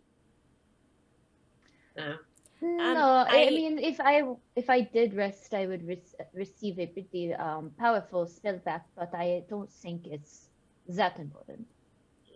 I have a DM question. Yes. So, commune with nature. Mm-hmm. I can't figure out if it would help me find things underground or not. I think it would, Okay. depending on how far down roots reach. Make a nature check for me real fast. Okay. And I would like to investigate. Sure, roll and investigate. We'll deal with Leaf first, but roll, and then I'll get to you in a second. 7. You go to look at one of the brushes of scrub that's near you, and it's very hardy. It's something that survives in the desert. It's got these tiny little dark green, very thick leaves on it, like a succulent, and it branches out. You don't know, you're not from here, so you don't know how far the roots extend of this plant or any of the plants nearby. And they're very few and far between. So, I might try it anyway. Okay. So in the outdoors, the spell gives you knowledge of the land within 3 miles of you. But then it says, in caves and other natural settings, the radius is limited to 300 feet, but we're out in the open. Mm-hmm. So I think I'll sit next to this plant and just close my eyes and try to commune Okay. with the nature of the desert. Sure. What you get is very weak. You dig your feet into the sand and it's warm and it makes this like almost whistly sound, you know, that sand does when you start to dig into it. When your feet get deep enough, you close your eyes and you try and center yourself and reach out to all of the nature around, and it's not much. Every other sound disappears. And you hear this odd, like pulsing sound, like water moving through a tube. And you realize you hear it in the distance in different points, very specific points. And you realize what you're hearing is, because it's so silent out here, you hear the plant filtering water. That's what the sound is. And you feel through this plant's roots down, and the roots go down deep until they hit dirt. But it doesn't tell you much. You know the lay of the land. You know that very close by, there's a dune that suddenly drops into a valley. It's called the Valley of the Crypts, because that's where people were buried a long, long time ago. But you don't know much else, and you don't get a sense of any caverns, but that might just be because the roots only extend so far. And I don't get a sense of any influence from other planes? Not at this time, no. Rufus, what was your investigation check? When I couldn't remember where I was, or the history of the land, you know, Mhm. I decided to investigate to see if I could, you know, then discover. And I rolled a 26. Oh, all right. So I don't know why my investigation's +7, but it is. why not? Sure. With a 26, you start to walk ahead and you reach the peak of a dune, and it's just a sheer drop right in front of you, all the way down. it's not like a cliff face. It's still a dune, but it's just a very high dune. And there's something that must be a natural structure somewhere underneath the sand, because when the wind blows, it hollows out into this valley. You know the valley. The valley is pretty well known in town. It's called Crypt Valley because that's where tombs were put. But it does look very familiar to both you and Valara. It looks very familiar. Hey, Valara. Yes, I am seeing what you are seeing. And Leaf, I know you're communing with nature. Did you get anything off this? No, Right, there's I really think- not much, I guess, nature to commune with. Yeah, it's like it You should just slips head through toward our it. hands like sand. So reaching. So I feel like, you know, this is where we used to bury where people, you know, the dead were buried. So that makes sense that they would all be, that this could be where the spire is.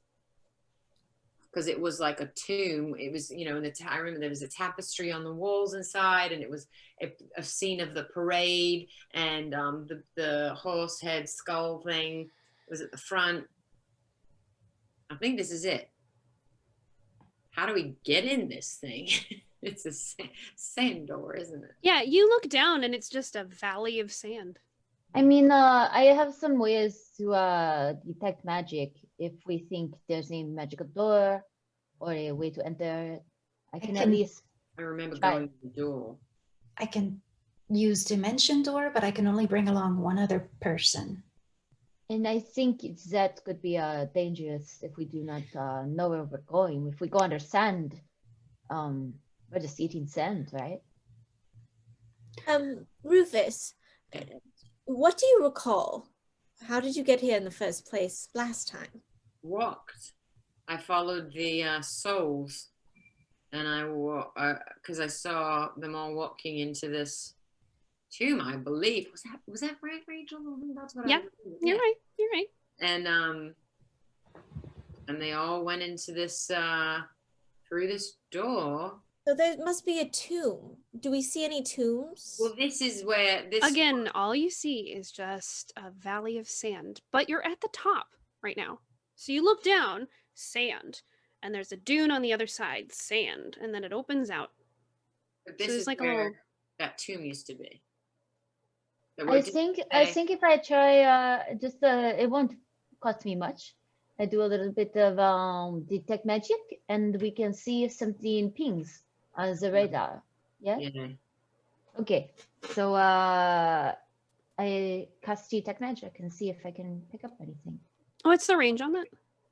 It is 30 feet, and it's up to 10 minutes. Mhm. So I can kind of walk around Mhm. with a 30-foot sensor, and I for 10 minutes and try to see if I can find it.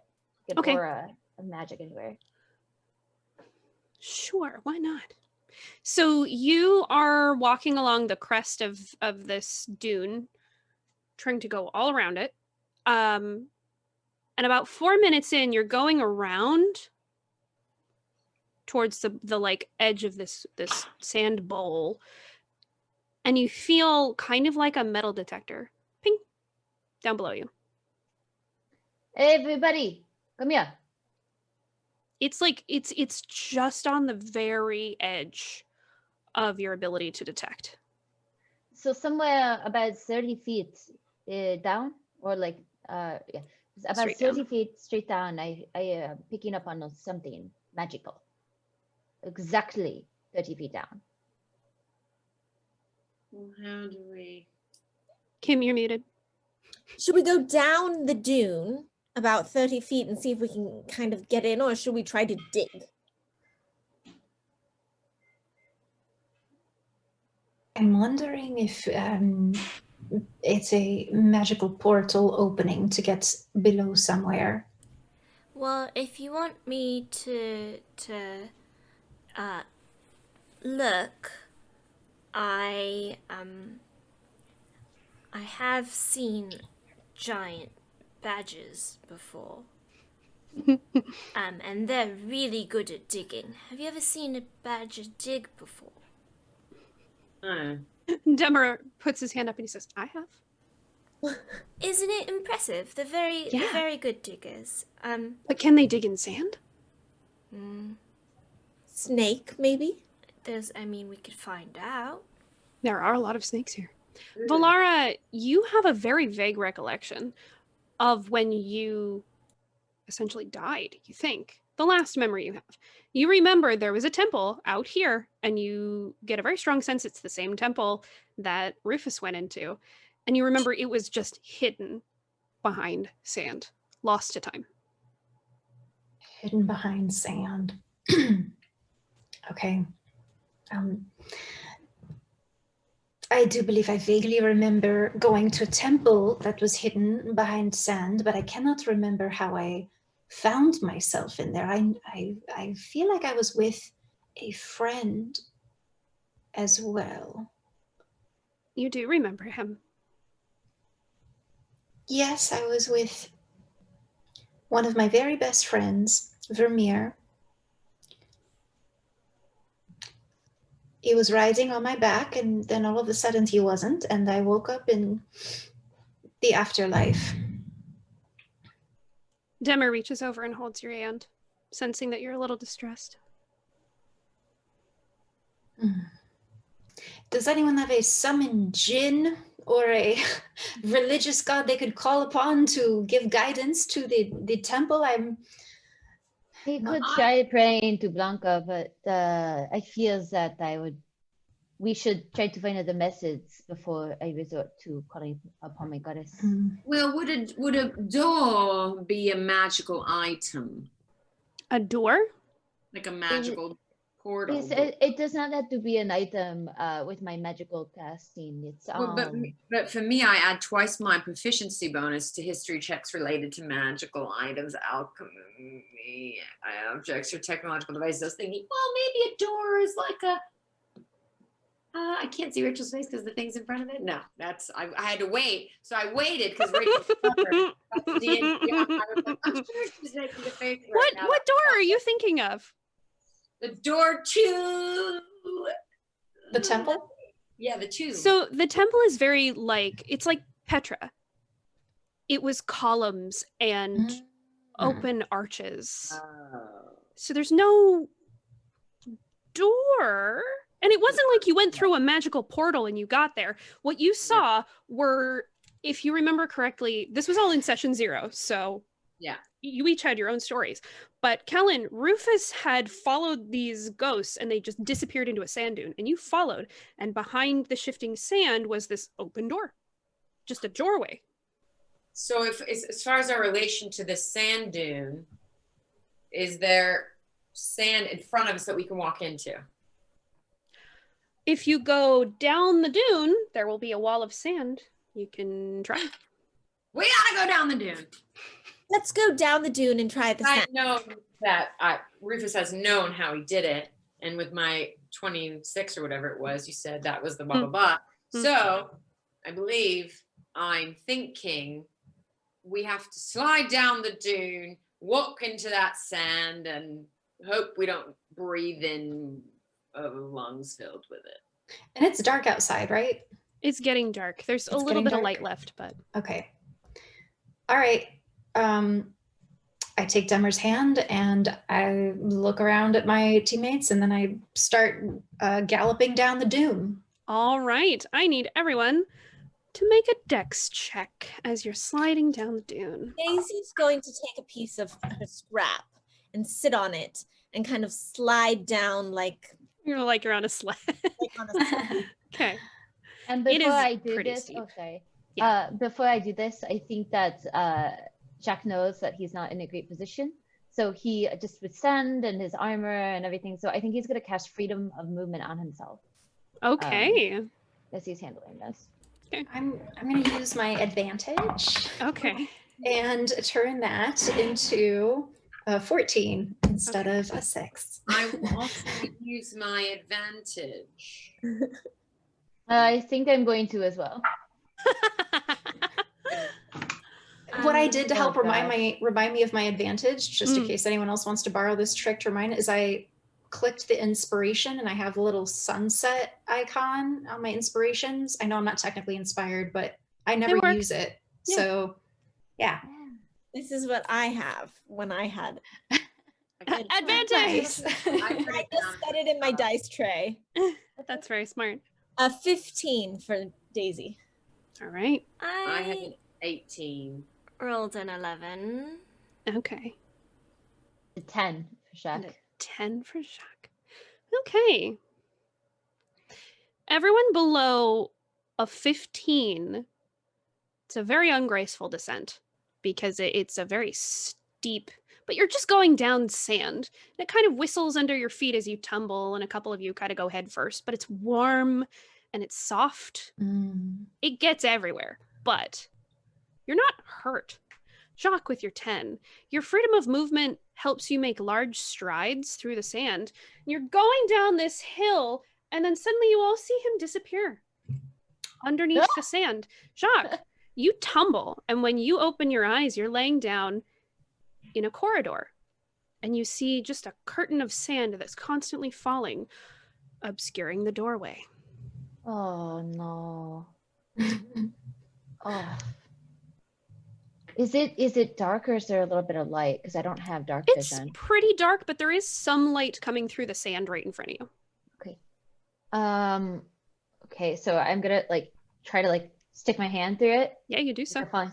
You all Okay. see just a hand appear in the middle of the sand, just bloop. And then I take the spear and then I stab at it like a bunch. You just see the head of a spear stabbing into the air from underneath the sand near you. And then I take my shield and then I push it into the falling sand and then I lift It's like it a up. waterfall. Yeah, you see the sand Oh, part, wow. and suddenly here's Jacques Oh, in a doorway that was obscured by the falling sand. And Jacques. I'm going to have sand in so many cracks moving forward. You want to come in? You found it. I did. That's to the right, purpose. mate. Yes. Yes, it's all coming back to me now. And this is, yes. Yeah, it's very familiar. Not one of mine. So I'm gonna go in under the little, shield tunnel thing. It's a very tall, arched doorway. And with your dark vision, especially Rufus, you look around and you see this beautiful, deep aqua tile surrounding the outside of it. And Jacques is very tall, but even so, Jacques isn't reaching the top of this doorway. It's a big temple. I remember. Is everybody in? Everybody Everybody follows? Yeah. Yeah. Demer's tail is swishing excitedly. Hold on. I feel like I went down a long hallway, and then there was a door to my right at the end of the tapestry, and I went in where there was the weirdness going on with the character with the owl and I was trying to be invisible, and then it just blew my cover. Do you remember this? It is very vague, but yes, I do remember. Should we try to stealth? Yes, perhaps, but also I think if it's only been 4 minutes while I was looking, I might still have a minute. I might still have a minute or two of detect magic up. And so I think Jacques just would want to be careful. He doesn't know where the magic was coming from, if it was good or if it was bad. So he would just look to Daisy and go, just let's, as we move forward and we stealth, let's see if I can try to pick up on what that thing was. Try to be safe. All right. Jacques, you're the only one that doesn't have dark vision, so it's a little challenging for you down here, unless you want to light a torch, which you have ample supply of. Yeah. Yes, definitely. So you light a torch. I'll only stay up in front for as long as my detect magic is on, and then the moment that it isn't, he's gonna drop to the back line. Sure. He's loud.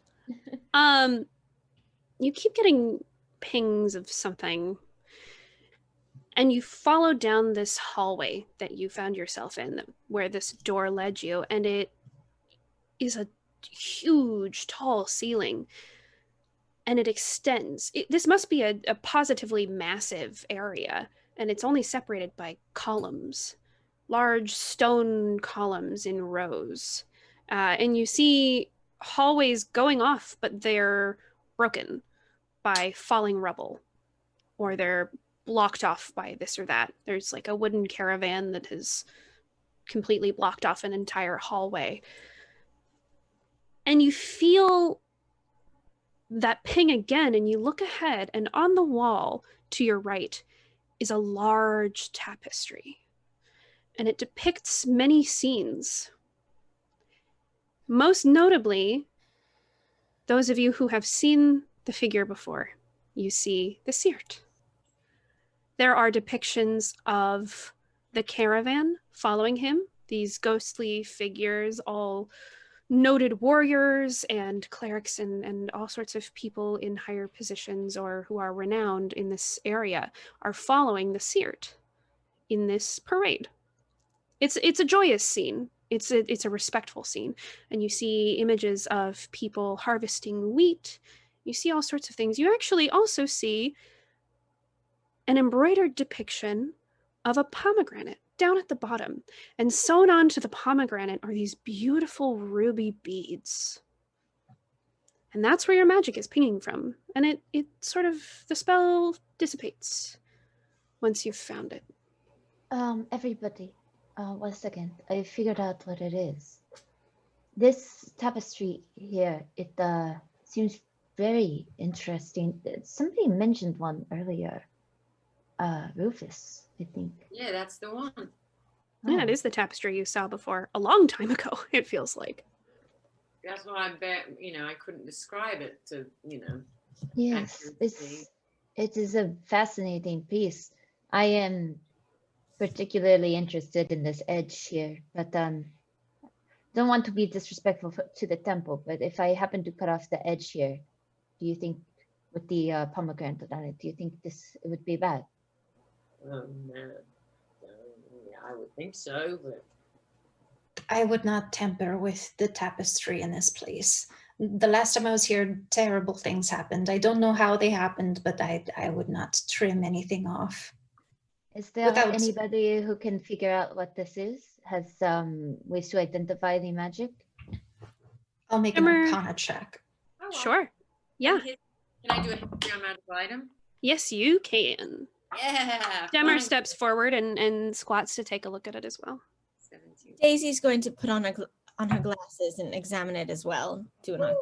It's only a 25. 10 for me. 25. Whoa, Rufus. 17. All right, Rufus, with your 25. It's hard to tell, but there is something magical about these beads. It looks beautiful. It looks like just another piece of a tapestry. And if you didn't know to look at it, if you hadn't cast Detect Magic, it would just look like fancy embroidery on a tapestry. It's got some like gold leaf threaded through it. But these like 16 pomegranate seeds all have a spell in them. Do I know whether I should leave it the hell alone? You don't know? Oh, hell.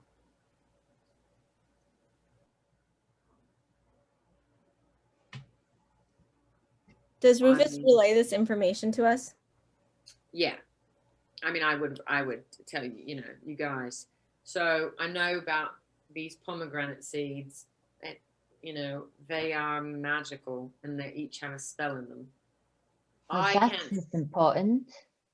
And everybody who is looking at the tapestry, make an investigation check. Including me too? Yeah. Dirty 20. Natural 20. Ooh. 12. That's Okay. a 2. Rufus, what'd you get? 10. Okay. They're all so focused on the beads. But Leaf, you're looking at this gold thread that's holding it up, that's tying it all together. And there's something about it that doesn't seem right. It looks like wire, not thread. you think with your natural 20, you may have found a trap. Ooh.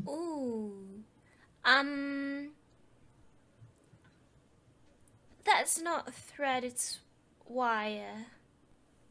So we might want to be careful of this thing. I think it's a trap. Tapestry is a trap, or is it? Yeah, I think it's a tapestry. A tapestry. God damn it. Wow, yeah. Yes, approval.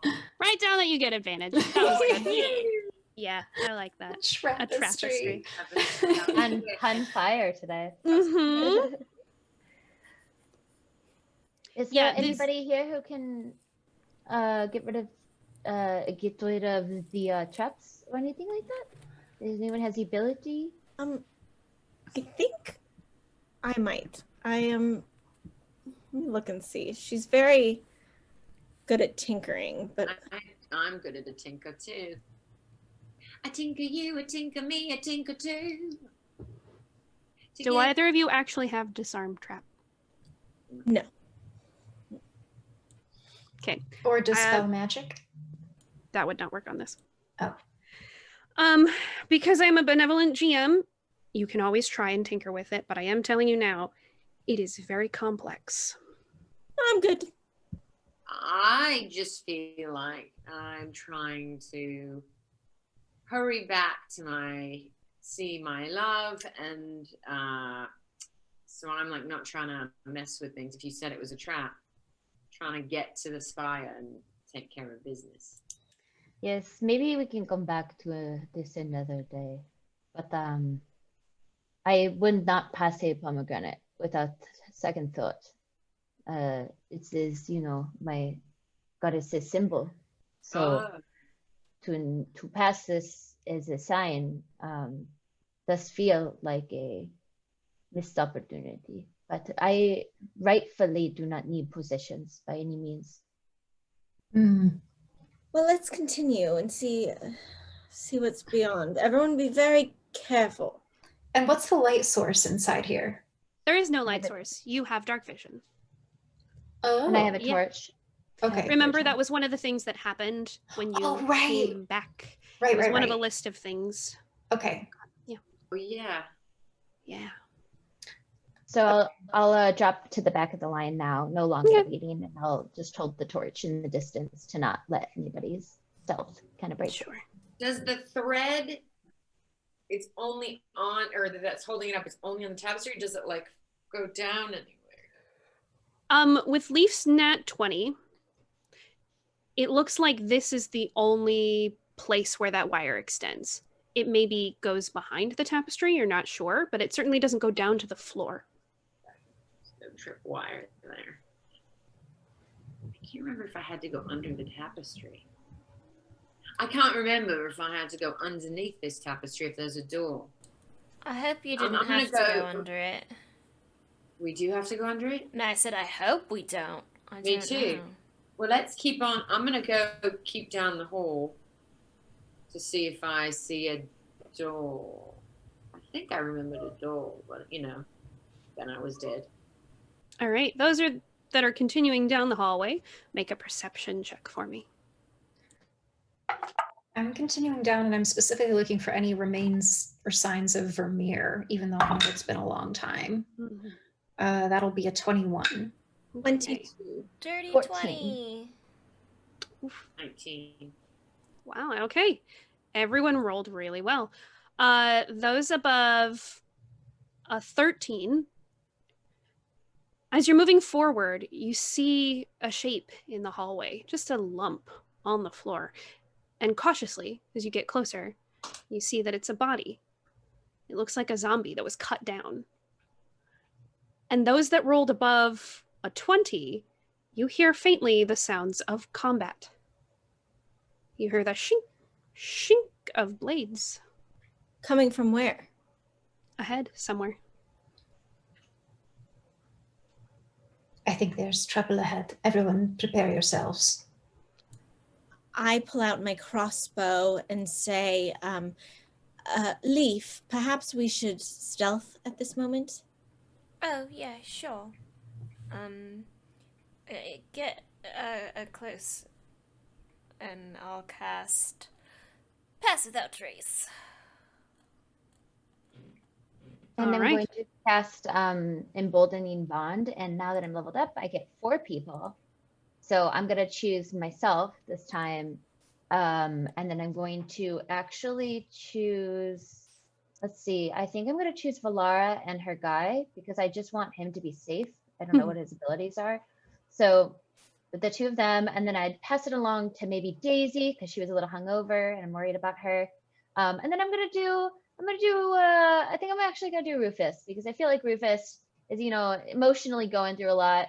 And I think that Leaf has this mustache and has his shit together. So I'm just gonna let Leaf do his own thing. Wait, and remind me, does that add a D10? To yourself. So I'm actually not gonna do it to myself, because I'm gonna do it to the 2 of you and Daisy and Rufus. Gotcha. So Okay. as an action, you choose up to 4 creatures, creating a magical bond amongst you guys for 10 minutes. As we come up upon this, while bonded, any creature within 30 feet of one another can roll a d4 and add it to an attack, ability check, or saving throw. There's also this really cool other thing that you guys can do eventually, but I kind of want to save it until we're in battle, and then I'll reveal it. Okay. Okay. All right. You see that Demmer has taken out 2 daggers that he had concealed, and he looks ready. So you stealth ahead. Everybody roll a stealth check for me as you go down this corridor and you pass that zombie that's like cut in half. And with that Pass Without a Trace? Yes, you have a +10. Oh, did you get a nat 20? Oh boy. Ooh. I randomly heck. switched to a different D20, and it's treating me so much better than the other one. Yeah, it is. Oh no. What was it, Kelly? It was a 1. I'll let the 20 negate the 1. I protect. I am nothing if not a merciful DM. Yes, I almost stumble, and then by the grace of Leaf's mustache, I'm able to kind of grab it, and it softly graces me. Yes. The sheer image just... Daisy needed that Pass Without Trace. She gets a 15. Okay. I did too. 18. 33. All right. Yeah, you feel like you're Didn't know I could be that fairly stealthy. Thankfully, Jacques is in the back, so any stumbling that happens is further away from the rest of you. But you head down the hallway and you hear the sounds of combat to the right, and there's an opening, just an archway. And through the archway, you see a huge room. It's about 2 stories tall, and you come out onto a platform in this circular room, and there's stairs that go down on either side of the platform into the center. And in the center of this room, what looks like perhaps a shrine of some kind or a place of prayer, you see a pond in the center. And coming up from the center of that pond, frozen lily pads and a giant ice spire, you see a cloaked figure down below you in the room proper, dispatching handily every single zombie that's left. And as you come in, you see them slice through the last zombie, and there are bodies littered everywhere. You see from here that the person has a significant pool of blood underneath them. They are nursing something on their side, but they're cloaked, so you can't see who they are. And they kneel for a moment, catching their breath as they finalize their combat. They have not seen you just yet.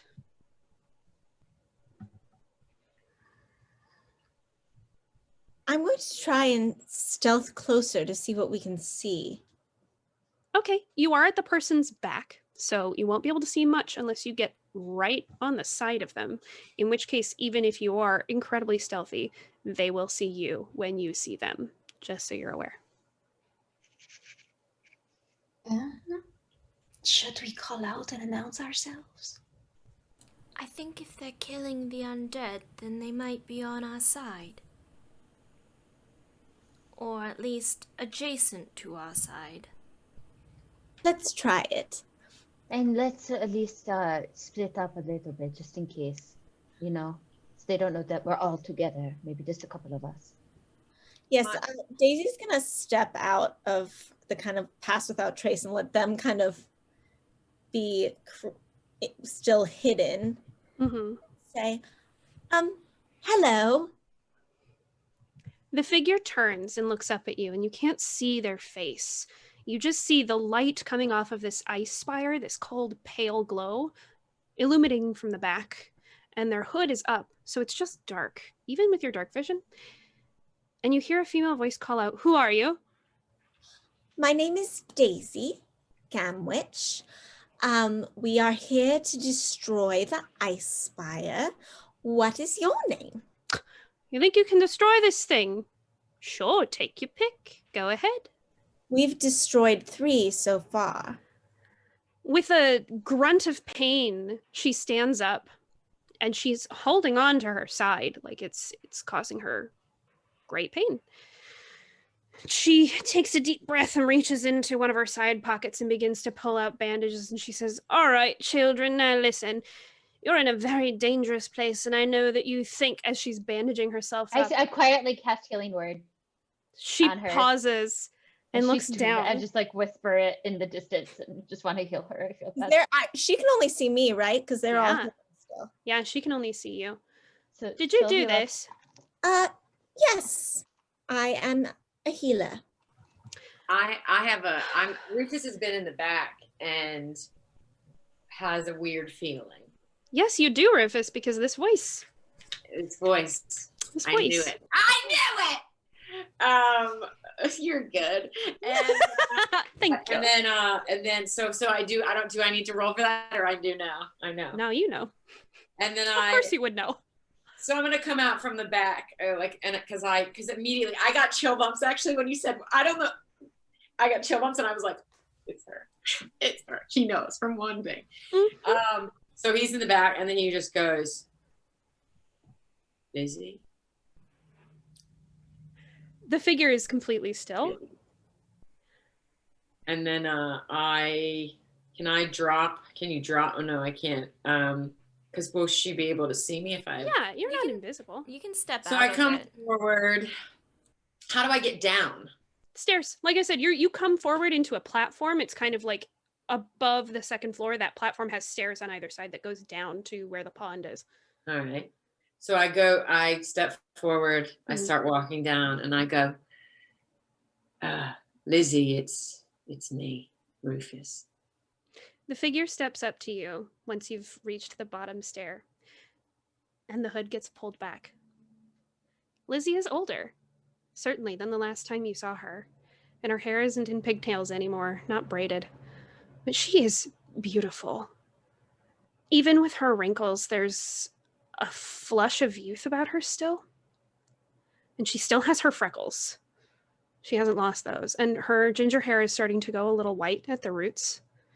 It's a little, instead of salt and pepper, a little salt and chili flake, if you will. And she has her proud little upturned nose, and her mouth is open just slightly, and you can see that gap in between her teeth. And she looks up at you. Her eyes are dark. And she slaps you across the face as hard as she possibly can. And the sound rings out in this room. And before you can even right yourself, she grabs you by either ear painfully and pulls you in for a kiss. Oh, God. This is killing it. No. So after kind of whoop, and then taking that, and then kind of stepping back, eyes still closed. Well, shit. Yeah, that's right. Well, shit, where have you been? Do I have a story for you? You tell me now, where the fuck have you been? I thought you were dead. And you can see she's starting to cry. Oh. Even though she's not. Your son, when he cries, he's a big baby. It's just snot and mess. She's the most elegant crier. It's just tears, but the rest of her face does not change.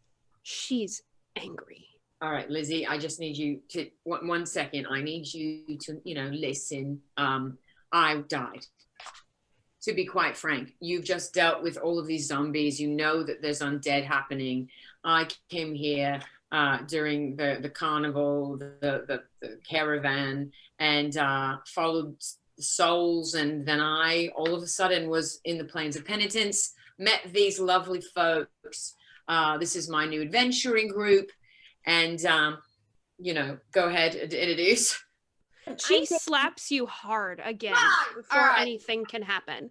And she says, "Don't lie to me. You're obviously not dead. You're right here." No, we can corroborate his story. It's all true. We died. We all died, and now we're back. I can say this as a cleric of Blanca, is that they are all dead, indeed. Well, he's not, though. Or wherever he is. No, she takes a large step away from you.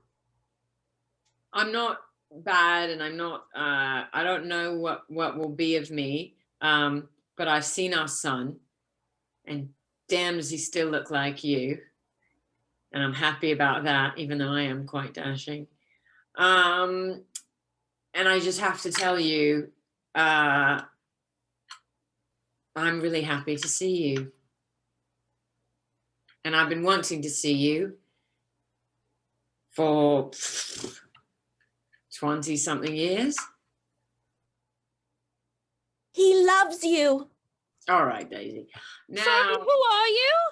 All right, So Lizzie, listen. First of all, well, you know, but would a little lady with a tin pig and a tiny bird thing lie to you? Yes. All right. Can someone put a? I don't know her. Lizzie, I have to tell you something. Oh, you should hold on, Artemis. Show her play the video. Play the video, Artemis. Artemis just has videos of the last. That's fine. That's enough. The evidence of what we have been going through. Oh, okay. Oh, yes. Okay. Artemis, come here, baby. Show the beautiful woman, all that we've just gone through. Show her us destroying this last spire. Please see. Lizzie, while she shows that, just to tell you, I'm here with them. We have to destroy all of these spires. We've destroyed 3 so far, I believe. And because this character that basically killed all of us, or this thing killed us, I don't know. She is wreaking havoc. You've seen all the undead, and these spires are part of the power there, and we have to take it down and kill it. And I wouldn't lie to you, love. Like, listen. Okay, at this point, it seems like no one's believing anything, so I'm casting Zone of Truth so we can all say the truth. I prepped it the night before. It's coming now, so I cast Zone of Truth. I wish you had asked my permission before that, but all right. Lizzie, I have to tell you something right now. This is the only time that I can say that I've told you and I've talked to you and that it's not my fault. And all right, everything's my fault, actually. I became a nightmare. I took you for granted. I became a booze hound. I was awful. I partied. I just want you to know I became sober for our son and for you. And I came back to win you back. And I saw you with Jurgens. You did not come back. I came back and I saw you with Jurgens. I know exactly where you are. You were right outside of the steakhouse, Omar's. Kellen's laughing because Omar's, I can't. And I saw you. And he was holding your pigtails, which I used to do while kissing you, and it broke my heart. And I left, and I was going to come back and ask you to be with me and say that I would live here with you, and I would only go into the city, the other places to go on tour, you know, once in a while. And that's it. Basically, I love you. I've always loved you. I want to be with you, and your impertinence is just killing me. You're so stubborn. You're so stubborn. You're stubborn. I'm stubborn. You're stubborn. It's a surprise that our child is malleable in any way, because he's stubborn for me and he's stubborn from you as well. Did you just hear me? I did. I love you. It's you. It's always been you, Lizzie. I mean, I know I've been married a few more times, but it was always trying to replace you, and it never did. I love you too, you idiot. I wish you'd told me you came back. I didn't care about Jurgen. He's so pretentious. Come on, he's not my type. Well, hoity-toity wizard. With all his spell ingredients. Nobody cares. You know, I'm a wizard, right? Oh yeah, but he's different. He's not a cool wizard. I mean, he doesn't. Don't let that go to your head. I do like it. It's very becoming. And I like your you know, you're, how do I say this without pissing you off? Because that's something I'm good at. You're like a fine wine. You are progressing well. I was nervous to see you because it's been years, and I know I'm old. I'm an old biddy, I can say it. No, you're more beautiful to me now than you've ever been. Shut up. You shut up. And he kisses her! She kisses him back. Sorry. So he also dipped her, by the way. He also dipped Oh, her. very romantic. Yeah, Yeah. she let you do it. And then She puts her hand on your possible- cheek. Is it possible as they are kissing, Jacques kind of like snuck over and wants to shatter the ice spire, and so like they kiss. Absolutely. Absolutely. Let me paint you a picture. Let me paint you a picture. Very quickly, you go through your ritual. You kind of like say everything you need to say in your ritual very quickly. And you dissipate the spirits in a rush. And Blanca forgives you this time because it's for love. And you stab the spire and it shatters into these beautiful, just as you dip her, like fireworks going off in the background. It catches a glittering light from the torch as it falls behind you, seemingly in slow motion. And she puts her arms around your neck, and in the kiss she whispers, "I've missed you so much." And I quickly go look towards Daisy and go, Artemis, witches. And then I kiss her again because I love her. And Artemis's eyes are just like open, and you can hear the cranks rolling. Towards this. Oh, man. Cute. And Leaf casts So- Druidcraft, so there's a gentle breeze going through, catches Rufus's hair. Daisy pulls out a little mechanical music box, and it's just playing romantic music. Oh. Oh, God. This is Rufus! So this mechanical music box, I'm gonna make a cool story decision. It plays a random song, and Rufus, through the magic of this music box, you hear it begin to just very gently play a song that you never let anyone hear, but that you wrote for Lizzie a long time ago about love. The one that got away. Do I tell her? I mean, you're still technically under the zone of truth, so. I'm whispering it into her ear because it's just for her. And he whispers it, just says, "This is a song just for you." The one that got it. And I say, repeat what you said. The one that got away. Aww. And I hope I never let you go again. I'm like, because I'm like playing it, but I'm also watching it, so I'm having these weird reactions because I'm turning red and stuff. Anyway, and then yeah. All right. Once your very heavily romantic snog session is over, and you're both standing back up, she adjusts herself and winces a little bit as her side still hurts. She did take quite a bit of healing from it, but she also took quite a bit of damage in this fight. She says, "Would you like to come back to the apartment? We can set your friends up there." Yeah, that would be great. Is it still look the same? Oh yeah, I haven't changed anything. Oh, do I have a room to show you, Daisy, with all the instruments? Oh, and wait till you see my.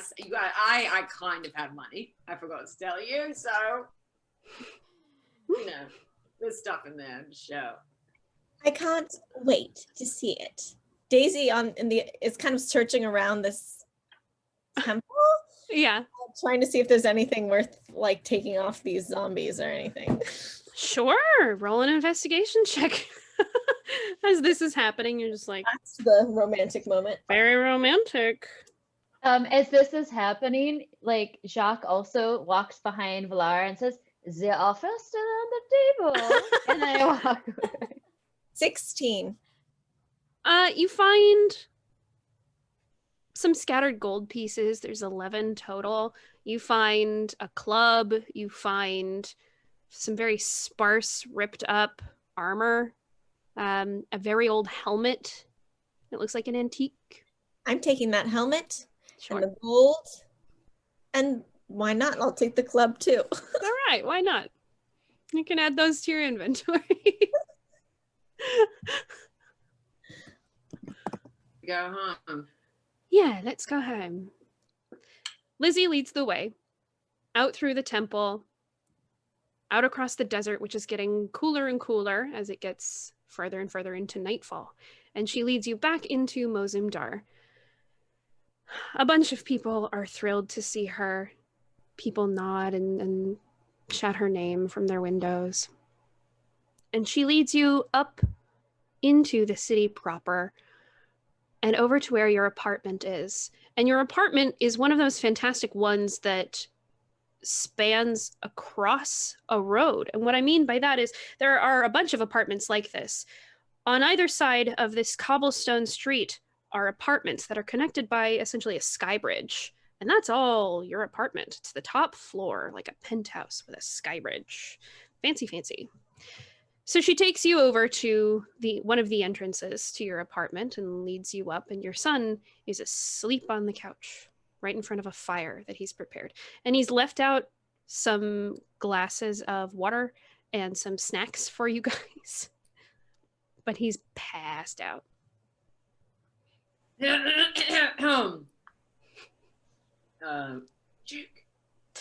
Juke. What? Look who I found. Mommy! And he stands up and runs to her and puts his arms around her waist, and she just pats his head. Hello, darling. And Rufus starts to tear up because he hasn't seen his family together in a very long time. Feeling very much that it's just the three of you.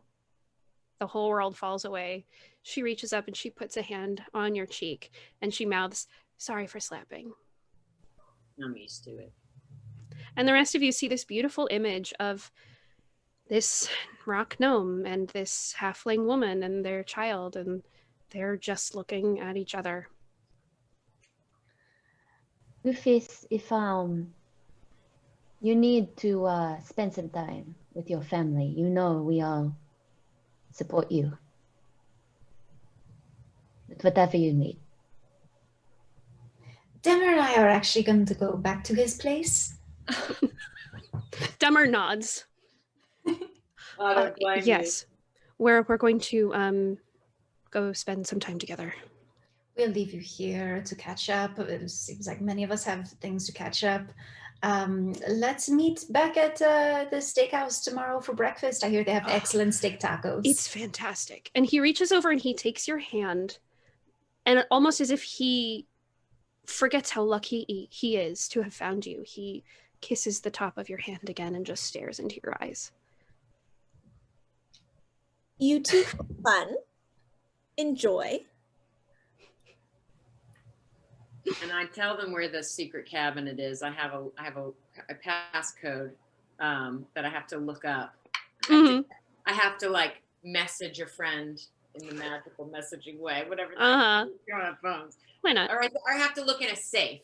Yeah. And it's like, do not open in this envelope. And then it gives me the passcode for the other safe with the booze. And I say, I'm good. You know, I'm good. I'm safe. It's been a long time, but you should all have a drink on me. Demmer goes over and takes a bottle of rum, and he comes back and he says, we'll see you all later, and takes you by the hand and leads you away. Yo ho, a centaur's life for him. Had to. Sorry. Hate it, don't hate it. As they are not horsing around, are they? This episode wasn't about to end. I'd say you get advantage, but so yeah. So I feel like we talk. We you know all of us together, and then I feel like at one point maybe we go off alone. Oh sure, yeah. She would definitely want to get you alone for a little bit. Like, We curl up in the living room for a long rest. Before the end, however, after you have spent some quality time together, Rufus, laying in bed next to you, she turns and looks at you, and illuminated by just the moonlight coming from the windows, you can see her expression, and it is concerned for a number of reasons. And she says, now, I know you're on a mission, but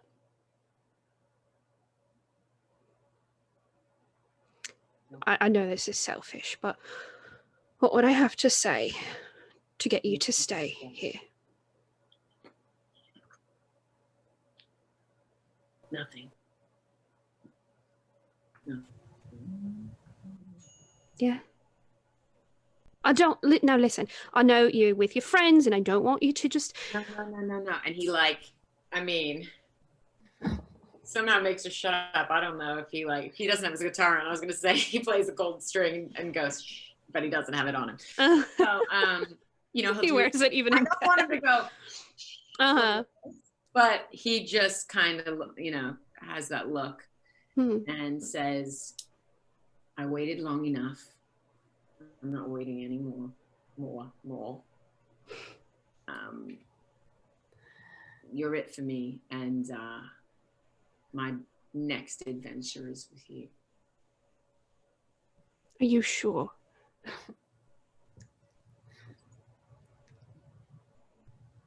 And I have to make a music video. No, I'm just kidding.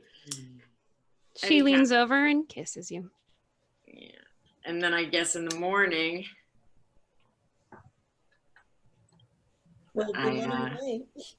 I let them know.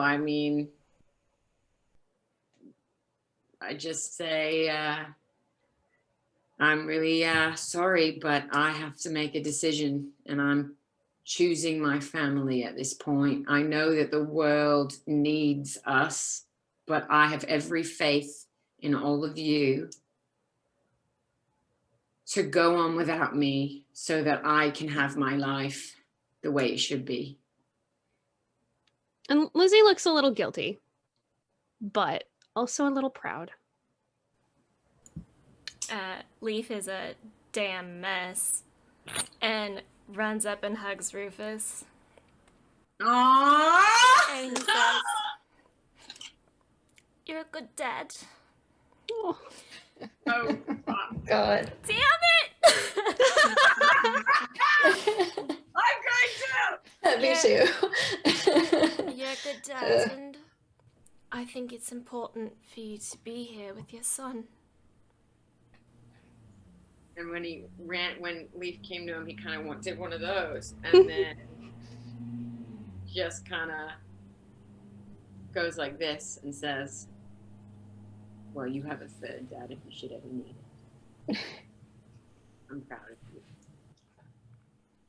And then Daisy goes to Leaf and pulls him aside and says, Leaf, speaking of dads, what did the horny frog say to its lover? Probably Ribbit. Rubbit. And they all laugh! I laugh! And on that note, Oh my God. we're going to end today's episode. Ended on a sex joke by Daisy! Yep. Wow. Thank you all for tuning It in. was going to want to go any other way. And the moment we leave, it can't be written. I'm red. I'm all red. I'm like teary. I'm full on crying. Yeah. But it's a weird thing when you're playing the characters, but at the same time yourself is freaking out because you're watching it. So I was laughing, even though if I was actually doing the game, I would, oh my God, that's so crazy of an experience. D&D, folks, that's D&D. Thank you all for tuning in. We are Girls Guts Glory. Thank you, Wizards, for sponsoring this season. We'll be back next week without Kellen. Thank you, Kellen. I love you. I'll be Love back again you. for just staying with my family for the rest of the season. Yeah. I'm Kim Doherty at Kim Doherty _. I'm Erica Fermina. I'm a damn mess. You can find me everywhere at A Style Pixie. Yeah. I'm Alice Gretchen. You can find me at Alice Gretchen on the gram, and the Twitter is Alice Food. And that was such a happy ending. Yeah. And I'm Kelly Lynn D'Angelo. You can find me at Kelly Lynn Dang. Like, dang, what a fun episode. Dang. I'm Kellen Coleman. You can find me at Kellen Coleman. And I'm going off to shoot some things. So look at my Instagram to see when certain 2 shows I have coming out or episodes of stuff. So I'll put it up. And I'm Rachel Seeley, your DM. Thank you for joining us for this episode of Girls Guts Glory, and stay tuned next week for a surprise guest. I'm so jealous. Bye. Thank you.